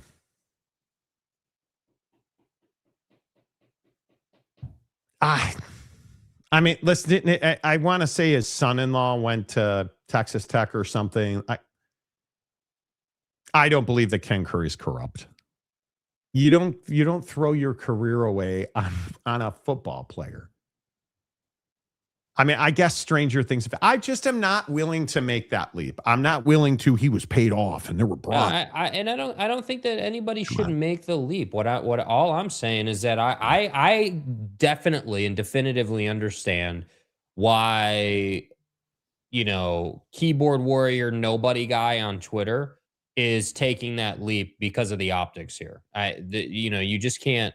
again, because it's such an outlandish ruling, it makes people wonder. It does. Yeah, I agree with. I should say I understand that. Yeah. I just would. But I wouldn't be going on Twitter just plainly, thumbing out tweets about, well, certain individuals paid certain individuals to get a certain result. I wouldn't be doing that, dude. That's just probably not good for you. I probably wouldn't be making that leap. I just don't. Yeah. Red Wine, the child of Ava Rice, the brother of inequity and the father of mischief. Sure. General Washington on gambling. Okay. H-Town King. Ho ho. I hope Texo line is really good because this feels like a target has been placed on Sorsby. He may be targeted for rough play this season. I don't think there's any doubt about that. When are we going to hear from Joey on this? Yeah. When? Yeah. Joseph Melendez. We were hearing from Joey right now. Joseph Melendez. Right. Joseph Melendez. $20 more. Thank you, Joseph. To be clear, I don't blame gambling, but with the Safe Bet Act being discussed, I worry that this will trigger a response like Pete Rose controversy spurned the PASPA Act, only this time regulating sports themselves. I don't disagree. It's certainly a catalyst. I mean, certainly. But doesn't it need to be unequivocal without question? I think if you are a paid professional athlete on any level, college, pro, cricket, card player guy, you should not be allowed to gamble. Yeah, I look. Yeah, there's no question. I mean, it's point blank, no question about it. And I think that the real thing here is that this doesn't just affect people in the industry. Like, this is TV partners, this is ad partners, it's extremely damaging to ESPN, NBC, whoever you want to look at, to have any type of questions about a TV product in a sporting event and the outcome of that, and whether that outcome is rigged or not. This is why I've continued to say all season long, in the rare times that we do have a reason to talk about the NBA, that the officiating is awful and it damages the product. And we will get to the NBA before the show is over, because that was a point of contention last night. And it makes, again, just like I said. What did I say about the game last night on the show yesterday? It'll be 5 points. It was 4 points, and it will go deep into this series. Why? Because that's better for the NBA, which is what we've talked about for decades in the NBA. So they've been able to walk the line. But this is more severe because it's like, yeah, he just bet on his own team. And by the way, he's a quarterback, so he's got inside information that nobody else would have. And then before, I just want to get out in front of this too. Well, hey, Monty, hey, Two Holes, what's the big deal? He bet on his team to win. That's not a big deal. Yeah, here's integrity, the problem. Monty. Here's the problem, dude. When he doesn't bet, you know what the problem is? When he doesn't bet, that's going to impact other gamblers who would be betting on his team. That sends a signal, hey, X, Y, and Z might be happening today. So before you get out and say, oh, well, he never bet on his team to lose, what's the big deal? It matters, dude. It absolutely matters. Yes. Yeah. Big Blue Horses. I'm not an NCAA guy, but part of the reason it's been weakened is its member institutions filing lawsuits like Texas Tech has. Well, I don't know that Texas Tech filed a lawsuit, just to be clear. Texas Tech should have kicked him off the team. It never should have gone to court. Well, Brendan Sorsby filed the injunction.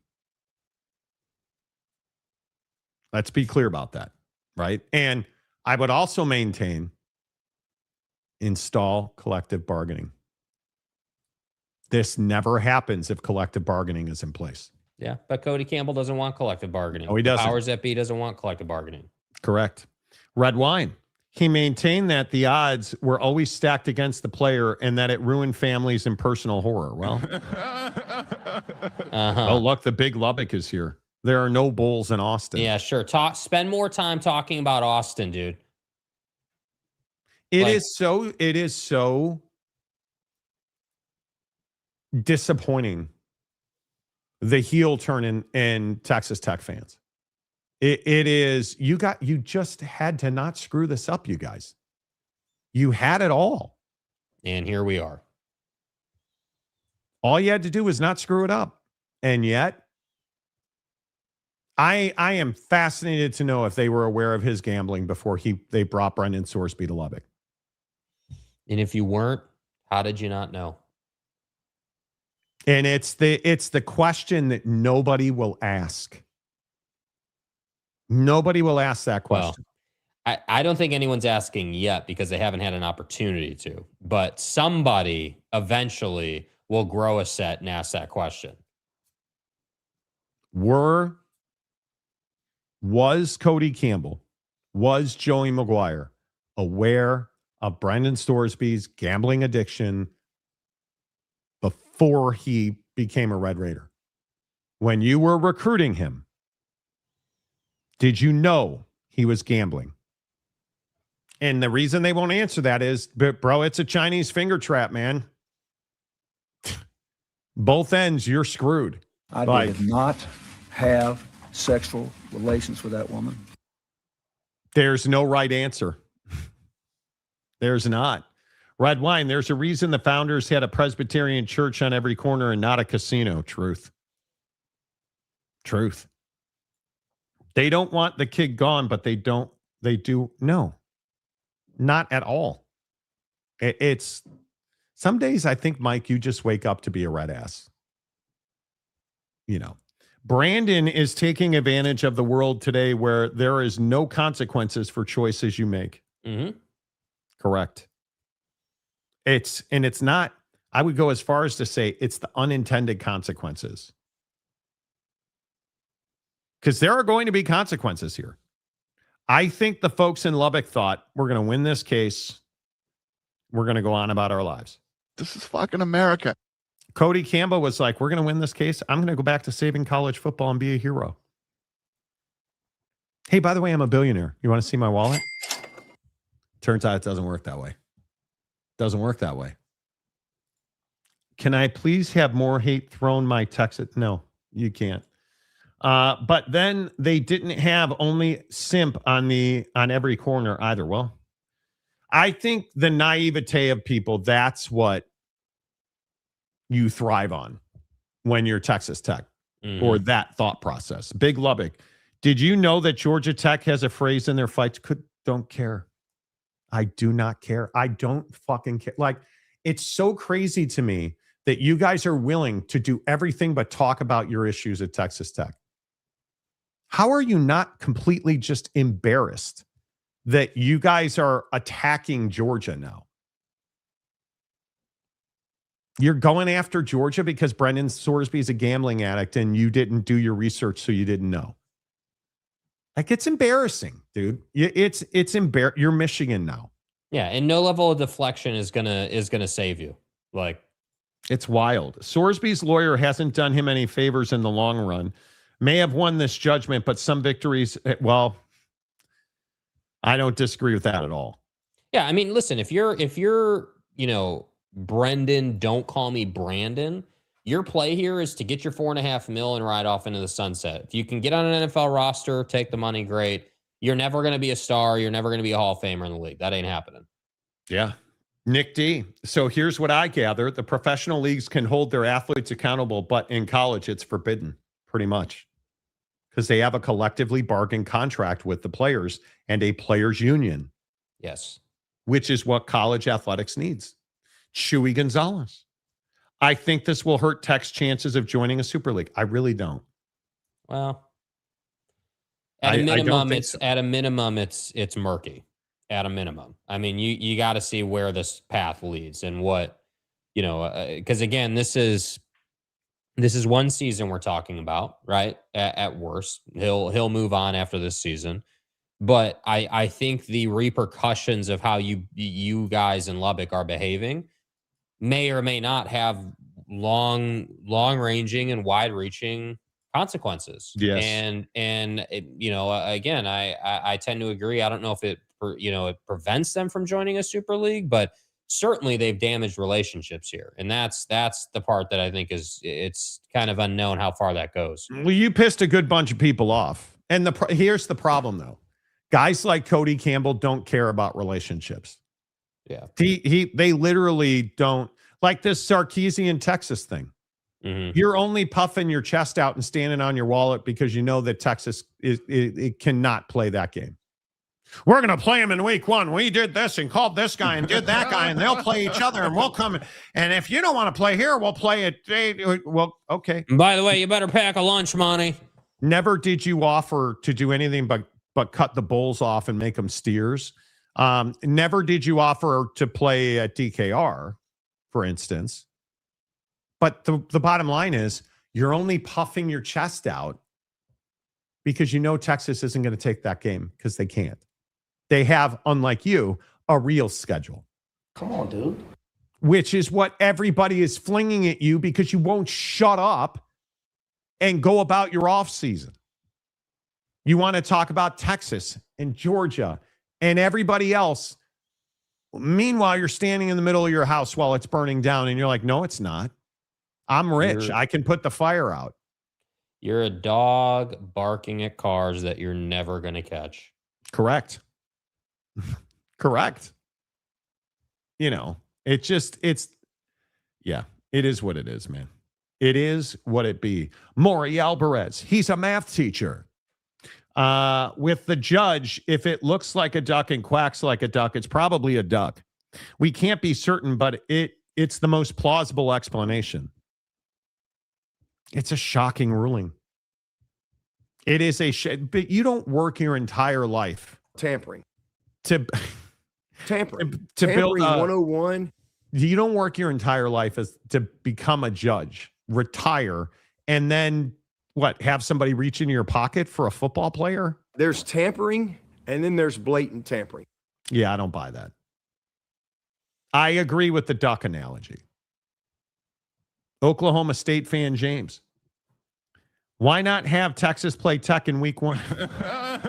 Brother, dude, how many times? How many times are you going to say this?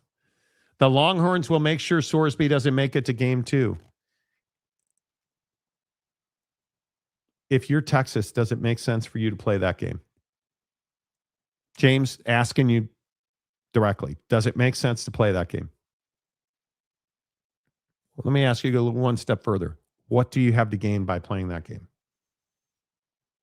I think, what did we say? They have 10 games. And listen, I know that Texas, the Longhorns don't have their bulls with any balls, so they're steers. Hey, look here, man. Why would you play that game?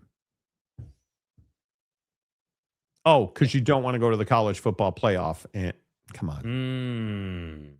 It makes no sense at all. By the way, just because we've had such a serious show today, on a more comedic front, James, I'm going to need you to explain why in our members only group yesterday, you decided to explain the fact that you have a work number and a personal cell number, and you included both of those numbers in our members only chat. I'm just trying to understand, dude. What? And I don't know if apparently Giggity signed James up for something. I'm still not sure what that is, but I'm just waiting for the damage to come through. So let me get this straight. You have a regular phone and a burner phone that he calls his work phone, but I agree it's his burner. Right. That's the phone you order your Magic City wings on. Right. The point of that is to keep the two separate. So let's go ahead and publish both numbers. Bro said, please do not give this away. My work cell is X, Y, and Z. Why would you what would make you think that anybody gives a flying about your phone numbers? Can I just ask that? Like, what is it that you think? Why? I don't, James, you are the great conundrum on this show. What would make you think that publishing your phone number in a public forum was the right? Did you not? You're getting porn subscriptions left and right. Magic City, Monty, Magic City. It's their private subscription service. That's fucking interesting, man. Why would it, and I'm guessing it's happened already.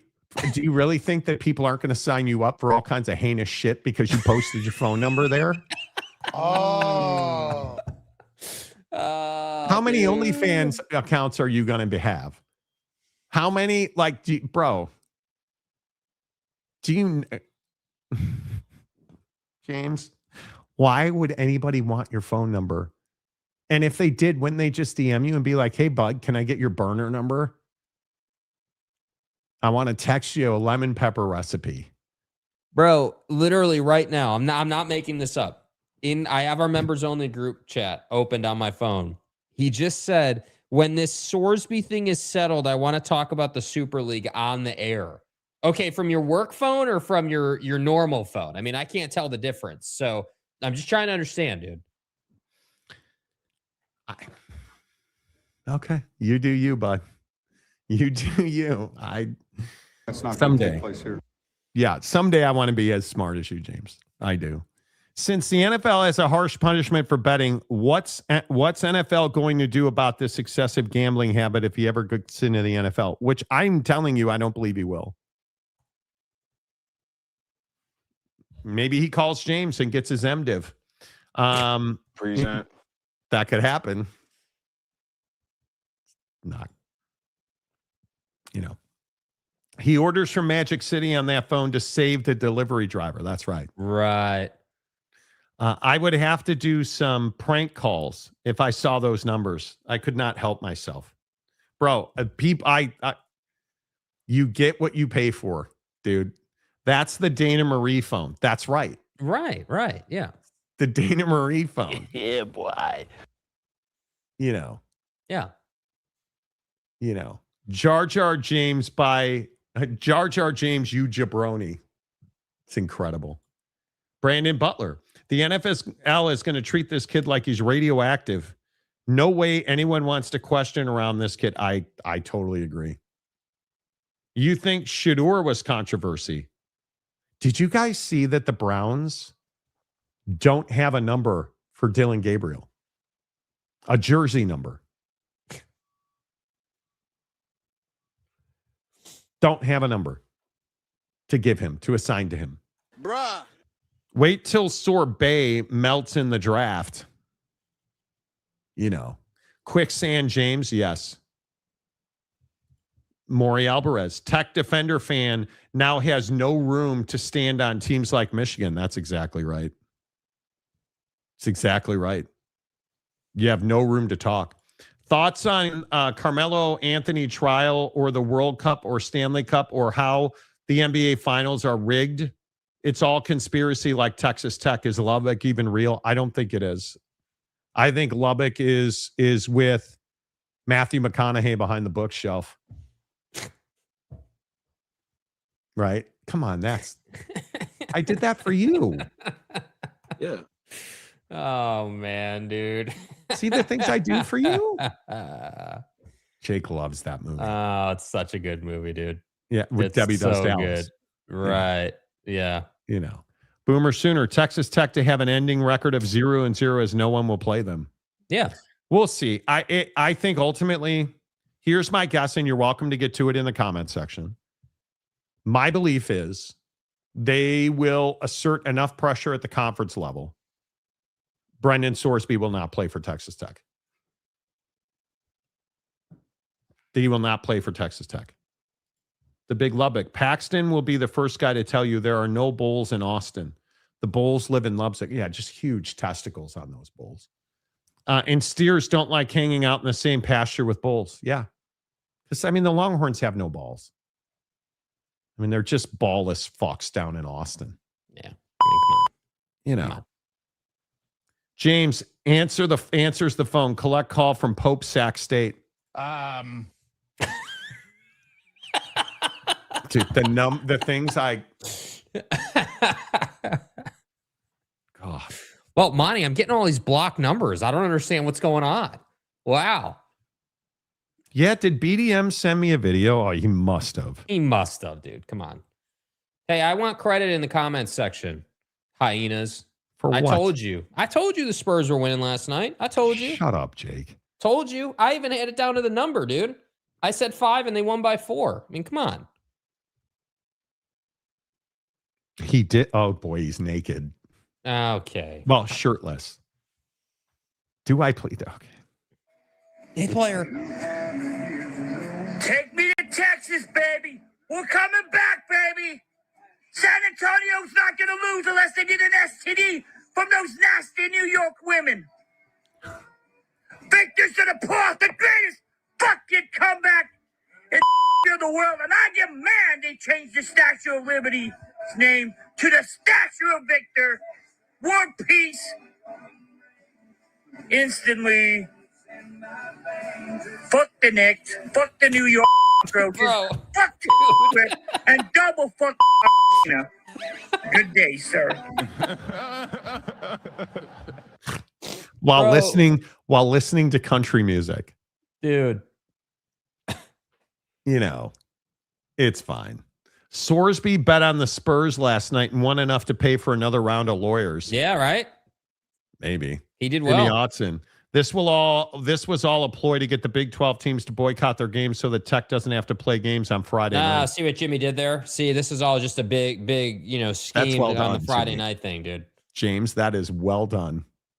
Well done. Texas would castrate Texas Tech. Everything runs through Lubbock, apparently, including corruption. Nick D, can someone explain why MLB and NBA can ban players from gambling, but the NCAA isn't allowed to? They do. They are allowed to. The problem is there's no collective bargaining agreement in place. Dude, bro, What? I can't make this up. James has now tagged me in a reel about the Sorsby situation. Dude, the show is live. Just Why? Just be in the comment section, dude. I'll never understand this shit where people like somebody like Marcus, who's currently DMing me about Jake's shirt. And that I raised could you him poorly? Possibly be complaining about with my shirt, dude. My shirt is fine, dude. What kind of shirt is it? I don't know the brand. It's a polo shirt. Like, Oh, I don't- it's a generic. Yeah, it's just a generic. Yeah, it's not Okay. like some high end thing. He thought for sure it was Sunday Swagger. No, it's not Sunday. I don't even know what Sunday Swagger is.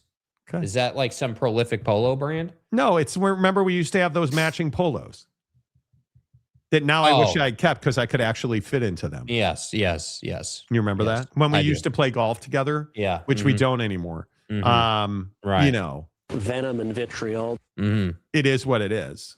So Jake and I, for those of you who don't know, Jake and I used to play golf together, but we don't anymore. So even though I have a plethora of, TP5X picks balls that we could be playing. Yeah. But, I know. is it because you're worried I'm actually playing good golf now, or you're what? Well, no, I mean, you play better golf when you don't play with me. That's part of it. Every time we play together, you play like ass, and then you play with Mrs. Monty and you play well. So Well, I mean, I shot an 85 over the weekend. I'm going to say that's not the case. Yeah, well, whatever. Yeah. Whatever. It's just, the top button thing triggers my OCD. That's exactly what Marcus was talking about. So You guys are weird, bro. A He button also- triggers your OCD. Marcus also says he and his power washing son enjoyed your haircut in a short you did yesterday. Yes, the hair was hairing yesterday. The humidity has added some volume. Okay. I did not see the short. By the way, that short did like 17,000 views. So, I mean, a lot of people saw the hair yesterday. No, you guys are buying subscribers. You don't even better watch your channel, fat ass. I know. How the fuck else would you do this job? I mean, wow. Yes, your hair is wow. Yeah. You going to get a haircut some point? At some point, yeah. I just haven't yet. God damn, bro. That is... Thought there'd be a day that would come. What is this thing right here? I was, just going through my Is day. that a quaff? Sure. This Brendan Sorsby situation. Is that a quaff, Jake? It's something. Did somebody quaff on your head? Wow. I like it, dude. Yeah. Okay. Okay. Marcus clarifies and says, I don't hate the polo. It's just very busy. And I really hate that he tries to choke himself out with the top button. I'm not trying to choke myself out. Dude, I've been on the top button life for years, bro. Like, he also would like to know why you're not living the quarter zip life like all real men do. yeah, because it's not 60 and cool here, bro. It's 85. It is pouring rain out right now in Seattle. So yeah, in you know, it's thunderstorming while I'm doing the show. It was thunderstorming last night. Like, you know what I I got did? weather here, bro. Wait, before we get to the NBA and some other stuff. So my day ends, I feed my dog every day, and then I go for I try to walk 1 mile after work.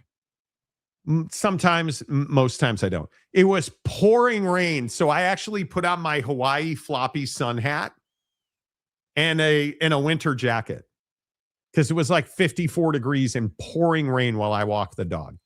Yeah. I stop. I'm done with my walk. 0.4 of a mile. Done with my walk. Stops raining when I'm standing in front of my building. My wife texts me, hey, all right, packing up, coming home. Pouring torrential rain. Let's go somewhere. If we'd have just stayed in the crib, it would have been sunny and beautiful out all day. Right. Yeah. Mm-hmm. I am so ready. For it to be like, just give me 70 and sunny. My wife and I love the decelerating walk after work. Mm-hmm. Right? Like you work hard all day and you just step out and take a walk for half an hour. You hold your hands, you talk a little bit. It's great. No, it's not. Not when it's raining. Jake with the something about Mary hair. Have you ever seen something about Mary? I don't know the reference. Oh no. Yeah, there's something about Mary. That's something you need to see. Marcus has a man crush on Jake. Wouldn't be the first, won't be the last. It's been a minute since I heard from Marcus. Marcus has been involved in a large thing. So James with comment. James with the something about Mary here. You mean Jake? Yeah. Jake does not use FOP. I don't know what FOP is. No clue. James, please never change. Exactly. Why would you be texting or tagging Jake in videos during the show? Yes, Jake gets the wild hair going on in his YouTube short videos. I actually like the wild look. Ooh, Gesundheit. You know. Thank you. We got a bleeder? What does that mean? I don't know what that means. I think yesterday was the first day of the summer that I really felt the humidity when I walked outside. I'm jealous. I am so jealous. Yeah. Yes. That's the Seattle gray sky weather, always raining. And the thing about living in Seattle, you guys, when it's beautiful here, it is next level. Oh man.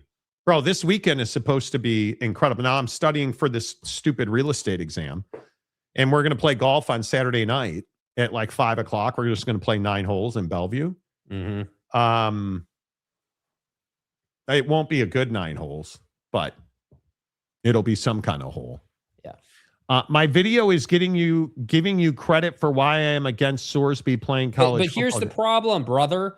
I don't know that because I'm doing the show. So I can't comment on the show about your video because I'm doing the show. That's the thing. Today, I wish that Oak State James, now TCU James, had already become a Texas Tech James, because this show would be wild today. It really would. Yes. Correct. Can you imagine? Oh, yes, Frog Father. When he zips his balls in the, oh, yeah. Pork and more Frankenbeans. Oh. Yeah. Oh. Yeah, not good. Something about Mary scene with the zipper, yes. Yes, I'm with you on that. Joey Harper. Oh. For 32 months. Wow. 32 is more than Dumpers got hits this year. If other schools boycott Texas Tech, kind of like a slap in the face for other programs, kind of a steep price to pay for one average ass QB. True. Yes, it is, dude. And again, Yes, that's, I think, the main question of this whole Sorsby thing. Is Brendan Sorsby worth all this? And I just feel like No matter how you slice it, Brendan Sorsby is not worth all of this. I don't see a way, any way, shape, or form that Brendan Sorsby as a quarterback on the field, he is not better than Will Hammond. He's not proven to be better than Will Hammond. Go look at the tape. Go look at the numbers. He is an average quarterback. He's the thing that people rave about him is he's a runner, a dual threat, a runner and a passer. But some of the tape at Cincinnati last year really has you scratching your head, man. It really has you scratching your head. It's hard to even explain it. Joey, thanks for being a member for 32 months. Yes. BDM looks like he would say, have you seen my baseball? Oh, no. Take it easy. Yes, he's not that dude. Yeah, take it easy, bro. You know, Jake prefer Frank or beans? Next comment. Okay. How did he get his beans on top of his Frank? I don't know, and I don't want to know. The Bulls didn't think Jordan was worth this kind of shit. Why do you think he played baseball? Could be. Save the Bulls. Anybody? Yeah. Okay. He's going to get absolutely lit up running the ball. Somebody's going to take a shot. Yep. Somebody's going to take a shot. I would like to officially welcome Texas Tech to the polarizing branch club. Yeah. Brand club. Yes. 100%. Which is what happened to the Knicks last night.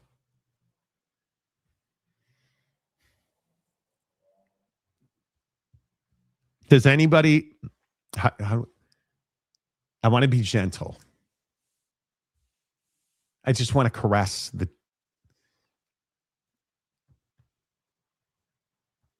Did the Knicks lose because Donald Trump fell asleep? Jake, your thoughts? No, they didn't. But I'm not surprised. I think that here, you want to know why the Knicks lost? The Spurs shot 24 free throws in the second half. You're really blaming the officials. Oh, my. I think they knew they couldn't let the Knicks go 3-0. And the calls surely dictated that. Mm-hmm. The Wembanyama, the non-calls, everybody on the Wembanyama Jalen Brunson play where VW throws him to the floor by the nap of his hair, essentially on the back of his neck. That's not even the foul you should be looking at in that play. Did you see Josh Hart getting absolutely bodied to the ground? Like, they're allowing the Spurs to run through dudes. How is the charge that was called against, I can't remember who it was, on Jalen Brunson, where Jalen Brunson hurt his back? Yeah. How is that not a flagrant foul? Like, he put his shoulder down and ran through, bro. But yet Josh Hart and Cornette, Josh Hart gets a flagrant foul. What am I missing? And 28 or 24 free throws to 8 for the Knicks. Is the officiating why they lost the game? It certainly didn't help. Because Victor Wembanyama, and I'll say again, and I know BDM is probably going to have a hysterectomy when I say this. Yes, I said hysterectomy. You know, ovaries and stuff. Victor Wembanyama was not elite last night. You guys understand that this is a dude who has not found a way to wholly impact the game during the NBA Finals. He's not blocking shots at a large rate. He's not rebounding well. He lost 2 rebounds to Josh Hart last night that are unforgivable, and they both led to buckets. Victor Wembanyama is playing good, but that's not good enough to win this series, in my opinion. I think he's been pretty average, Jake. Yeah, I mean, I think they did a poor job finding him last night. No question about it. I think I think he hasn't shot it well, clearly. And I think that last night was a must-win for the Spurs. And yes, I agree. The officials helped their cause. No doubt. But I still maintain you only won the game by 4 points. Like you didn't. the Knicks shot it poorly. They got off to a really slow start. There were many other ways for the Knicks to have won that game. But, again, I maintain that this will be 6 or 7 games. They'll find a way.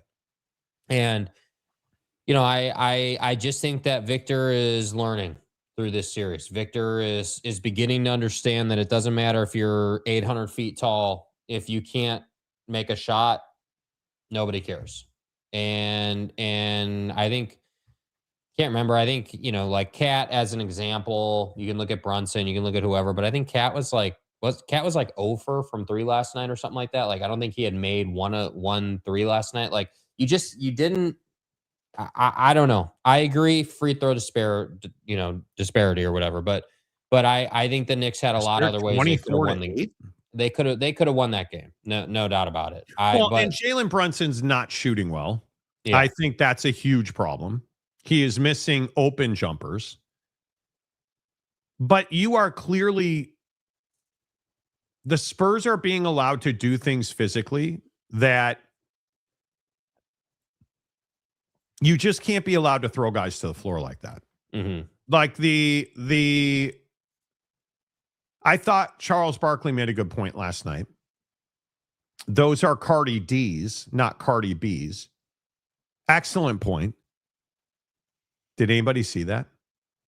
Did you see that, Jake? No.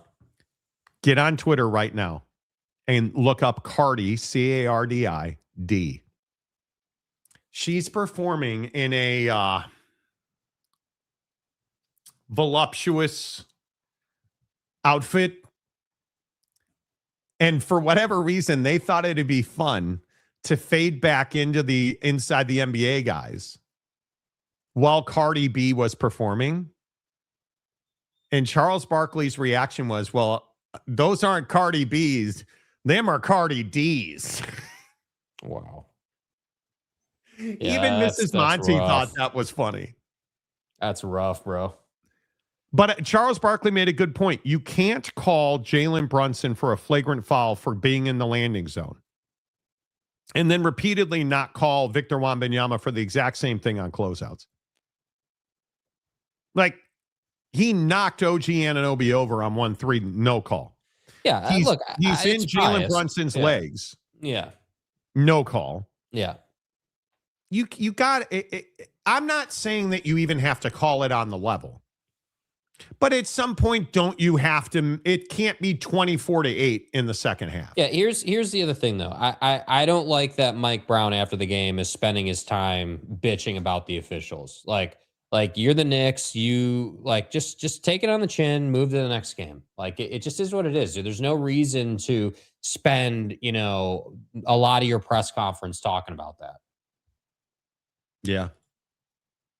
I did not do this. You guys, here's my life right now. I'm Duffy, fucking right. I'm glad you brought this up. Thank you. Thank you. Thank you. So my life right now is, hey, studying for this real estate exam that I'm hoping to take the last weekend of June. Last night, it was a math test. 30 questions on real estate math while I'm trying to watch the game. In my life, my wife is like, okay, so the square foot divided by the participle of the left border of the meets and bounds system. Man? And I'm like, that's a foul. That is a foul. Like, oh, sure. Of course, I understand why people are upset. I'm trying to be somewhat judicious about keeping my eyes on the screen and not on the TV. Didn't. The meets and bounds and the left into the east of the north-south side divided by the quarter acreage. Dude, you've got to make that shot, Jalen. Fuck you. You suck. I could not watch the McAfee. Everybody says it sucks. But the idea that you want to lay under a lawnmower immediately after it's over, that's pretty damning of how that broadcast was going. If I do say so myself. Yeah, I didn't need to watch it to know that it was ass. Why does he try to talk anything but football? Why do they ask him to? I don't know. If it's Aaron Rodgers, okay, I'll watch. I don't care what Pat McAfee has to say about the NBA. Absolutely not. And it's like, dude, why are we forcing this guy into any other sport? He's a football guy. That's 100%. It. I don't want to see. Don't show me Jason Kelsey at the Masters. Don't show me Pat McAfee at the NBA Finals. Like, this is classic ESPNing the hell out of this thing, and I'm sick and tired of it, dude. Like, I just don't need that, bro, at all. Stop DMing me James's video. 3 people have DM'd me James's video. You want to know what Here it is? It's not. Oh, my bad. My bad. Wrong video. Here's James's video. Good morning. This is James. Welcome back to the channel. So glad you could be here. Just want to let you know in 2 weeks. Good morning. This is James. Welcome back to the channel. So glad you could be here. Just want to let you know in 2 weeks. Bro, that's the entirety of your video? Hi, this is James. Welcome back. There's no way that's the whole video, dude. That can't be. Just want to let you know in 2 weeks. Good morning. This is James. That's it. So glad you could be here. Just want to let you know in 2 weeks. Good morning. Bro, I give you a shot. I play the video. That's what you did for the video, dude? You can't be serious. Because Mike sent me this video. Not Mike, the other Mike. Good morning. This is James. Welcome back to the channel. So glad you could be here. Just want to let you know in 2 weeks. Good morning. Yes, that's the entirety of his video. Dude, what, James, what are you doing? I can't, dude. Bro, you can't. What are you doing? You cannot seriously come in here and say that you posted a video giving us credit, and then the video turns out to be a 7-second, basically mis-upload. Like, you uploaded the wrong thing. Like, come on, bro. Like, dude, if you're gonna do that, like, it's got to at least be good. We're trying here, man. Yeah, Mike. Hi, this is James. Welcome back. Mike McIntyre says, I don't know who this James dude is, but who posts a video for 7 seconds with no takes and then calls you guys out for not playing it on the show? Codex is playing well. Talk about bulls versus steers. Guarantee you, buddy. Guarantee you, buddy lives in Tarrant County with the judge. Exactly right. Oh, bro. How do you post a 7-second video with no, dude? Listen, yeah, And I'm coming on the show once it's over to talk about it. No, 7 seconds is a long time for Buddy. I understand. It's a challenge. I get it. Stay tuned to the next video to see what happens in 2 weeks. Exactly. Via social media. Look, when you are Mr. Bean's stunt double, you do not get much airtime. Exactly. I just can't believe you called us out for not watching it, and it's a 7-second nothing video. Like, I don't understand, dude.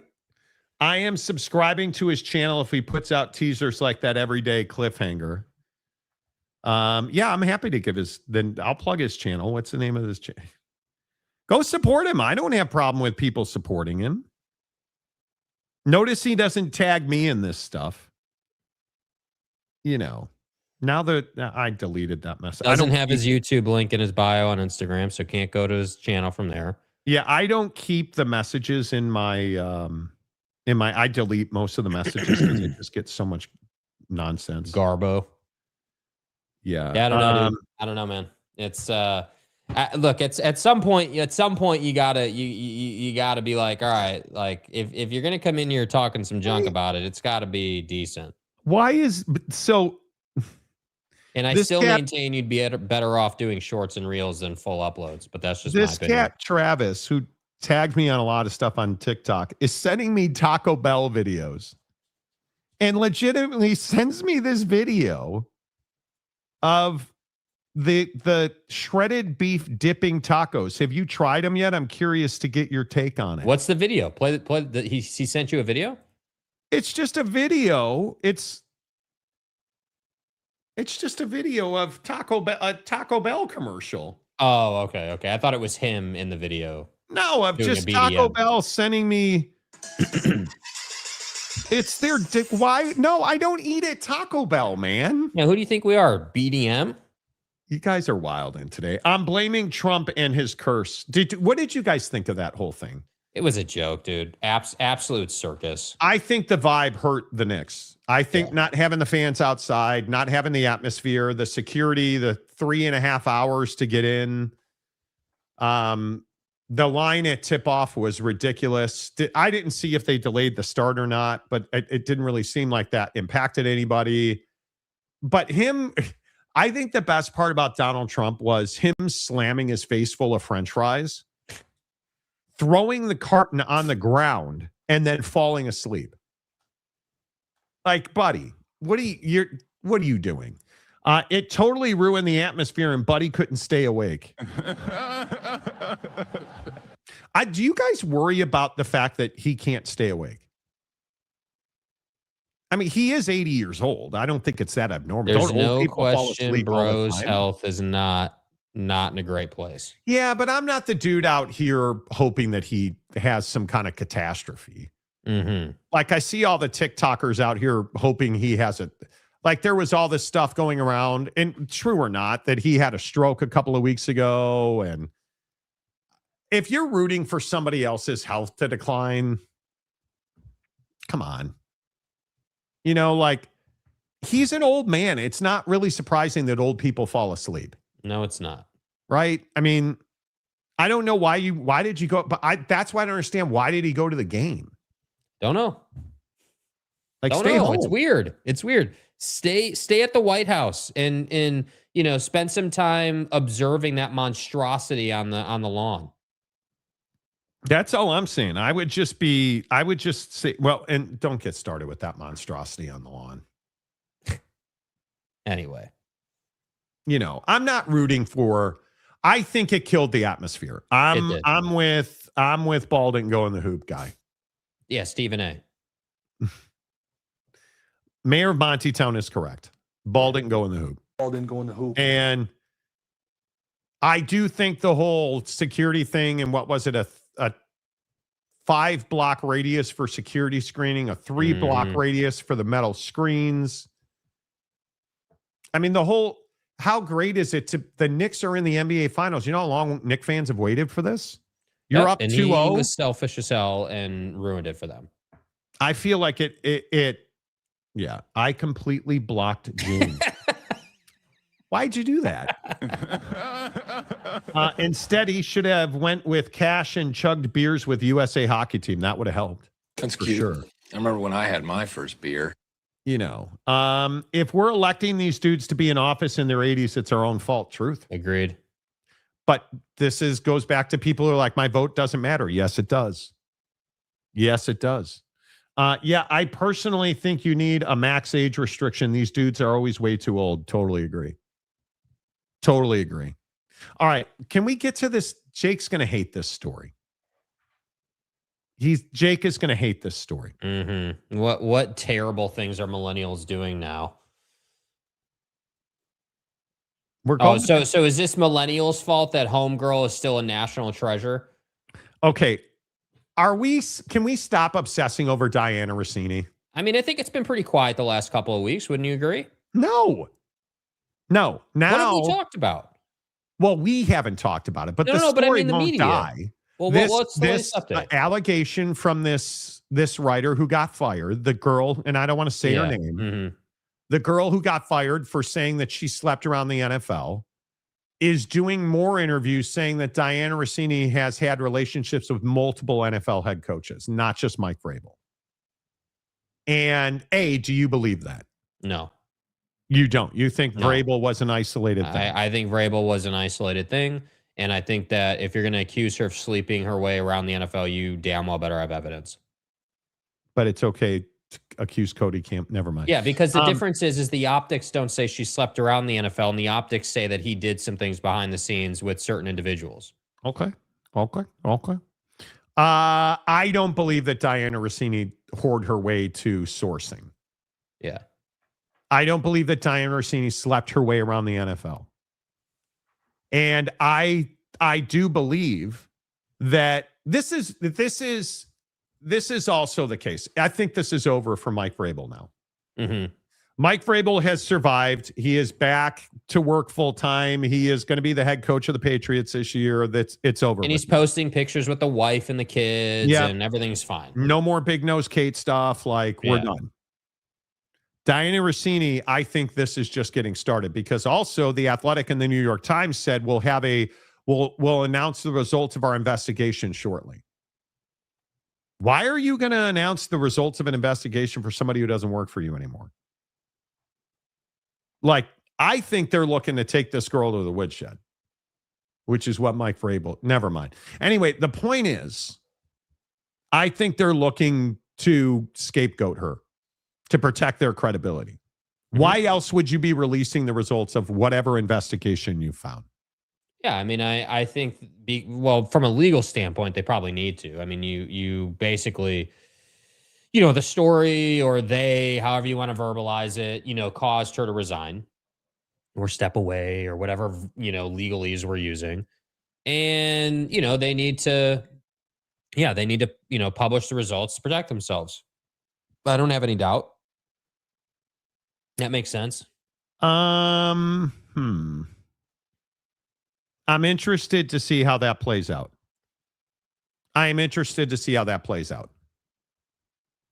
My opinion is,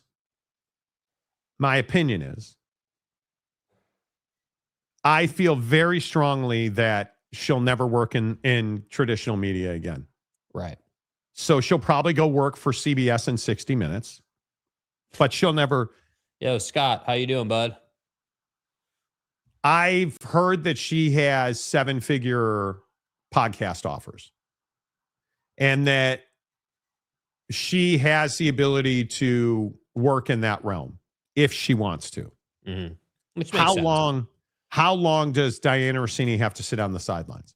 I think she could come back now. I don't think there's a defined timeline. I don't think that there's any like I agree Vrabel's moved on and the ball is in her court for sure. I think that she just has to figure out, how to play it correctly. I still maintain what I said when we were in the heat of that story, that if she plays her cards the correct way, I think she could benefit from this massively. I think she can make a ton of money. I think it could catapult her into the next chapter of her career. And I agree she won't work in traditional media, but traditional media is not the only way anymore. And True. So I think that's where she's got to figure that out. Yeah. I agree with Jake 100%. She has eyes for Vrabel. Yeah, but I don't have eyes for your 7-second video, so you should probably re-upload that. You should probably fix that. Yeah. 7-second videos. Vrabel didn't take Diana to the woodshed. He took her to Funky Town. Macaque. Saboner, Arizona. Mike McDaniel may have been watching her with Vrabel, but not participating. Stop. Scott Pelley went out like a boss. Yes, he did. Jeremiah Champion. Yes, please hit the like button. And then the story Jake doesn't really want to get into. You're not talking about millennials anymore. Just want to point that out.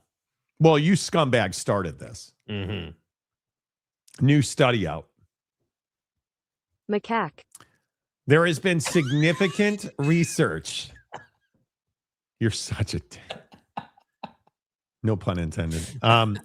New significant research on men 18 to 25 years old, stating that fertility and sexual activity is way down because of cell phones. Yeah, too much spank bank time. Because men would rather engage in social media and pornography than actually go out into the world and meet people. So rando shag on a Friday night is not happening, right? Your random, hey, let's go to Jimmy's Pizza, where I ran into, what's that girl's name that's always, Shelly. I ran into Shelly. And then Shelly ran into me. Right? Like your random sex from a girl you met at the bar is not happening. Mm-hmm. And so fertility and childbirth is down. Screen time is up. And one of the fascinating parts about this whole study was it started as a theory and some frustration. And this is what I love about science. They took a theory and they said, well, how can we prove scientifically that smartphone use is lowering birth rates in this country? Which I agree with. So they set out and they surveyed and they tracked patterns of 18 to 25-year-old men. And they have found that through GPS locating data, they're not leaving their apartments. They're not leaving their homes. You know what they're doing? They're watching pornography. They're playing video games on their smartphone. And they are ordering takeout. That's what 18 to 25-year-olds are doing.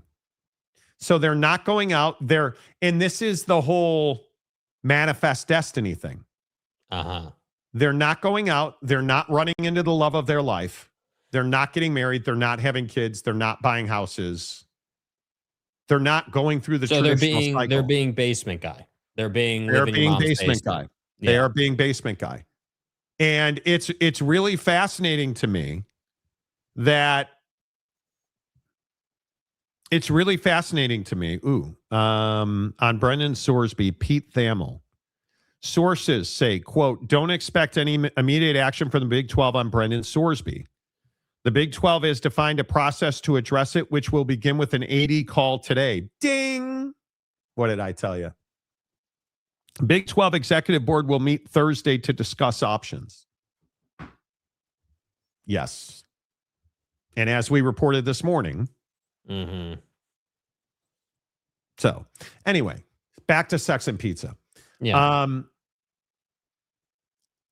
One of the things left open-ended with this study is, how do you change it?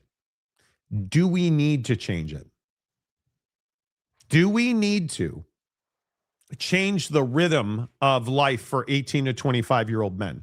Are they the key to reigniting the baby boom in this country? Well, yeah. I mean, obviously, I think that, I think that getting dudes out there a little more and like kind of, making life a little more enjoyable overall is always going to lead to good stuff. I generally speaking, not unique to 18 to 25-year-olds, but generally speaking, when stuff isn't overly expensive, when the vibes are good, when, it's culturally what you do to go out to the bar, to go out with your friends, people will do that. But that's clearly not culturally what 18 to 25-year-olds are doing. Right. That's just not what, that's not what their generation is deeming, proper. And I think that what never gets talked about in this conversation is the, the OnlyFans of the world, the prolific online female creator that I think has, a lot of dudes that would be in this scenario feeling weird about going out and trying to date. Like, I just think that it is a fascinating and deep conversation, but I think it's short-sighted for anybody to just assume it's on the dudes. Yes, is it on them to go out and actively look for it and have a better attitude? Absolutely.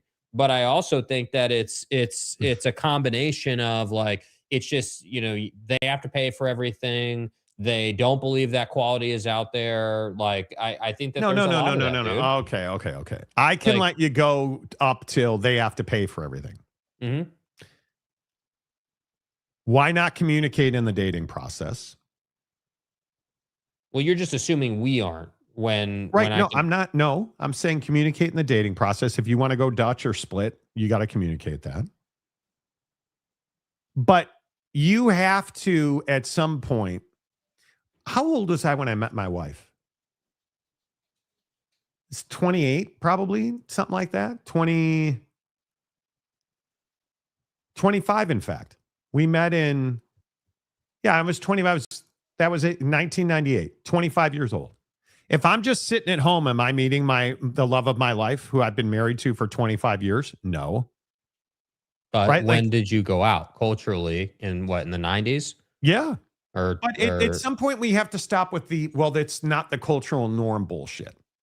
Well, I don't think that that's If you bullshit, want, though. I mean, I think that that's it's total bullshit. If you want to be happy, we've gotten to this place in time where we've stopped creating the lives we want to live. Mm-hmm.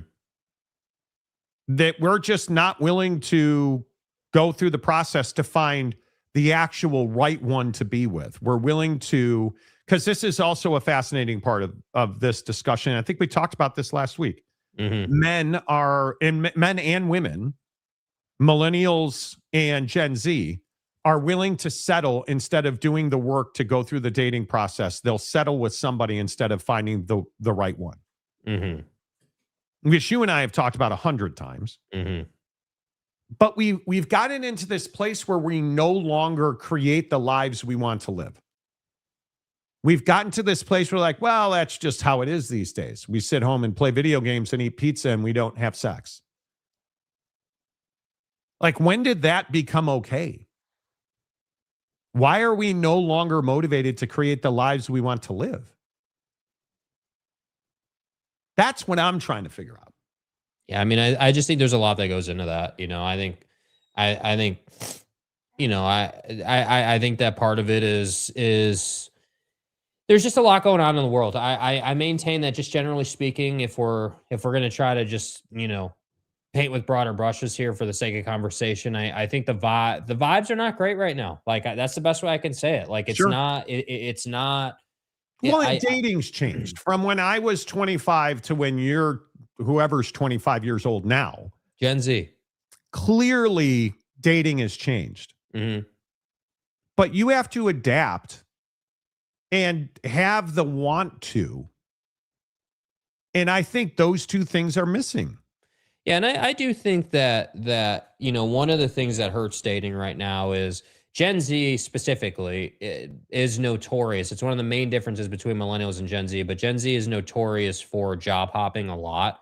Like, there's a mentality in that generation of, hey, well, if you're not changing jobs every, like, you know, 2 to 4 years, you know, just kind of depending, then you're not, like, you know, you're not moving up. You're not doing as good as you could. And I think that mentality, when you treat stuff like that, of like, hey, I'm only going to be around for a couple of years and I'm going to move along, that mentality isn't going to help you in the dating world. And I just think it is, you know, I also think that there's a side of it where I do think that, you know, obviously, you know, women now are different than they were when you were dating, you know, and how that relationship works. And I think that I think it's progressed from dating apps now. I think that, you know, I'm not going to sit here and be some kind of expert on what high school is like now, or what any of that looks like now. Because I just think it's probably super different now than it ever has been. And yeah, the pandemic is a lot of responsible for that. Yeah, I think it's a big deal. I think it is a very big deal. And I think we have to get back to thinking about creating the lives that we want to live in. And I think it is one of the most difficult decisions we'll ever make, is who to be a life partner with. Mm-hmm. And I just think you have to find a way to, home buying's tough. Again, my wife and I are trying to get our real estate licenses. Trust me, the math does not look great. Totally understand that. But you have to create a life with somebody who you're willing to go to bat with every day, that you can call your equal partner. And that's not what people are doing now. And it started with millennials, in my opinion. And I think it has trickled down. Like, you have to, the belief, what's being eroded is people's belief in their ability to create. That's the thing that I think is really tough. And I think I think it's a huge challenge. Yeah. I think it's tough. I really do. Kids have convinced themselves that dating is crappy before they ever even start. Change the mentality. Tell yourself dating's fun. I know it's more complex than that, but it starts there. Your mentality is everything. Agree. Yeah, I mean, I agree that, again, like I said, I there's definitely a part of it where it's attitude based, right? I mean, there's no question about that. You know, but I can personally attest to it being discouraging. You know, it's not a fun process until it's a fun process. Right. You know, you got to go through the crap to get to get to the good stuff. And that's that's what's difficult. And for some people, that's one person. For other people, that's like 10 people. So like, I just think it's not easy, man. But I do think, the streaming culture, has unintended consequences. I mean, everybody and their mom, like we graduated, everybody and their mom wanted to do a podcast. Now we moved on from that and everyone wants to be a streamer on Twitch or whatever. They want to, play video games and do that for a living. And I agree you can make money doing it, but I think the side effect of that is you never leave you just don't leave your house. I mean, I totally agree. I mean, obviously we stream this show, but like I don't have the opportunity to just stream gaming mainly because I don't spend all day gaming. Like I just think it's just it's an interesting thing, man. And I do think that, like at some point the housing situation will rectify itself, whether that's another 2008 situation or otherwise. I don't know what it'll look like, but at some point that will fix itself. Hopefully it doesn't take another 10 years, but we'll see. And the cycle will fix itself. It always does. It always has. It will. But this time it feels like it's taken a lot longer. So hopefully we're almost done. Yeah. Yeah. It'll be interesting to see for sure. Millennials aren't having kids because it's too damn expensive and the world sucks to bring a kid into. I think that's a huge part of it. Yeah. Well, the world is not a great place. And it's funny. My wife and I have talked about that. I think there's a lot of idealists and I think people are scared to bring kids into the world. And I don't blame you. Speaking of, we are about to buy our first house. Wow. Nice, dude. Congratulations, dude. That's great. In Colorado. Going on international house hunting shows. No, he lives in Texas. No, I thought he was in Colorado. Do I have that wrong? Jeremiah Champion lives in Texas, I'm pretty sure. Oh, okay. Kids are super expensive and more people in general are waking up to that fact. Yeah. Is that a secret? Look at my wife rocking a sweater today. Cryptic says also a lot of people are weary about bringing a child into this shitty world. Truth. Mm-hmm. I am of the opinion is you need a woman to get out there and start chasing men. Dudes are terrified of being a creep and being shamed. That's interesting. TJ Beck, hello, my friend. Testosterone falling off a cliff. Social drinking is not popular with young men. No, it's not. And young men have been demonized. This is exactly a recipe for today's procreation. Yes, it is. Yeah, and I'm not telling you to go out and have casual sex at bars every Friday night. Like, I'm not telling you to do that. Dudes ain't dudes anymore. Just kids that play Xbox and sit home and aren't socially engaged. Trend equals no dating, no mating, hence no kids. Our population will dwindle over the next 50 years. Mm-hmm. China's certainly seeing that, right? People are treating dating like jobs. If you're unhappy, just move on and quit.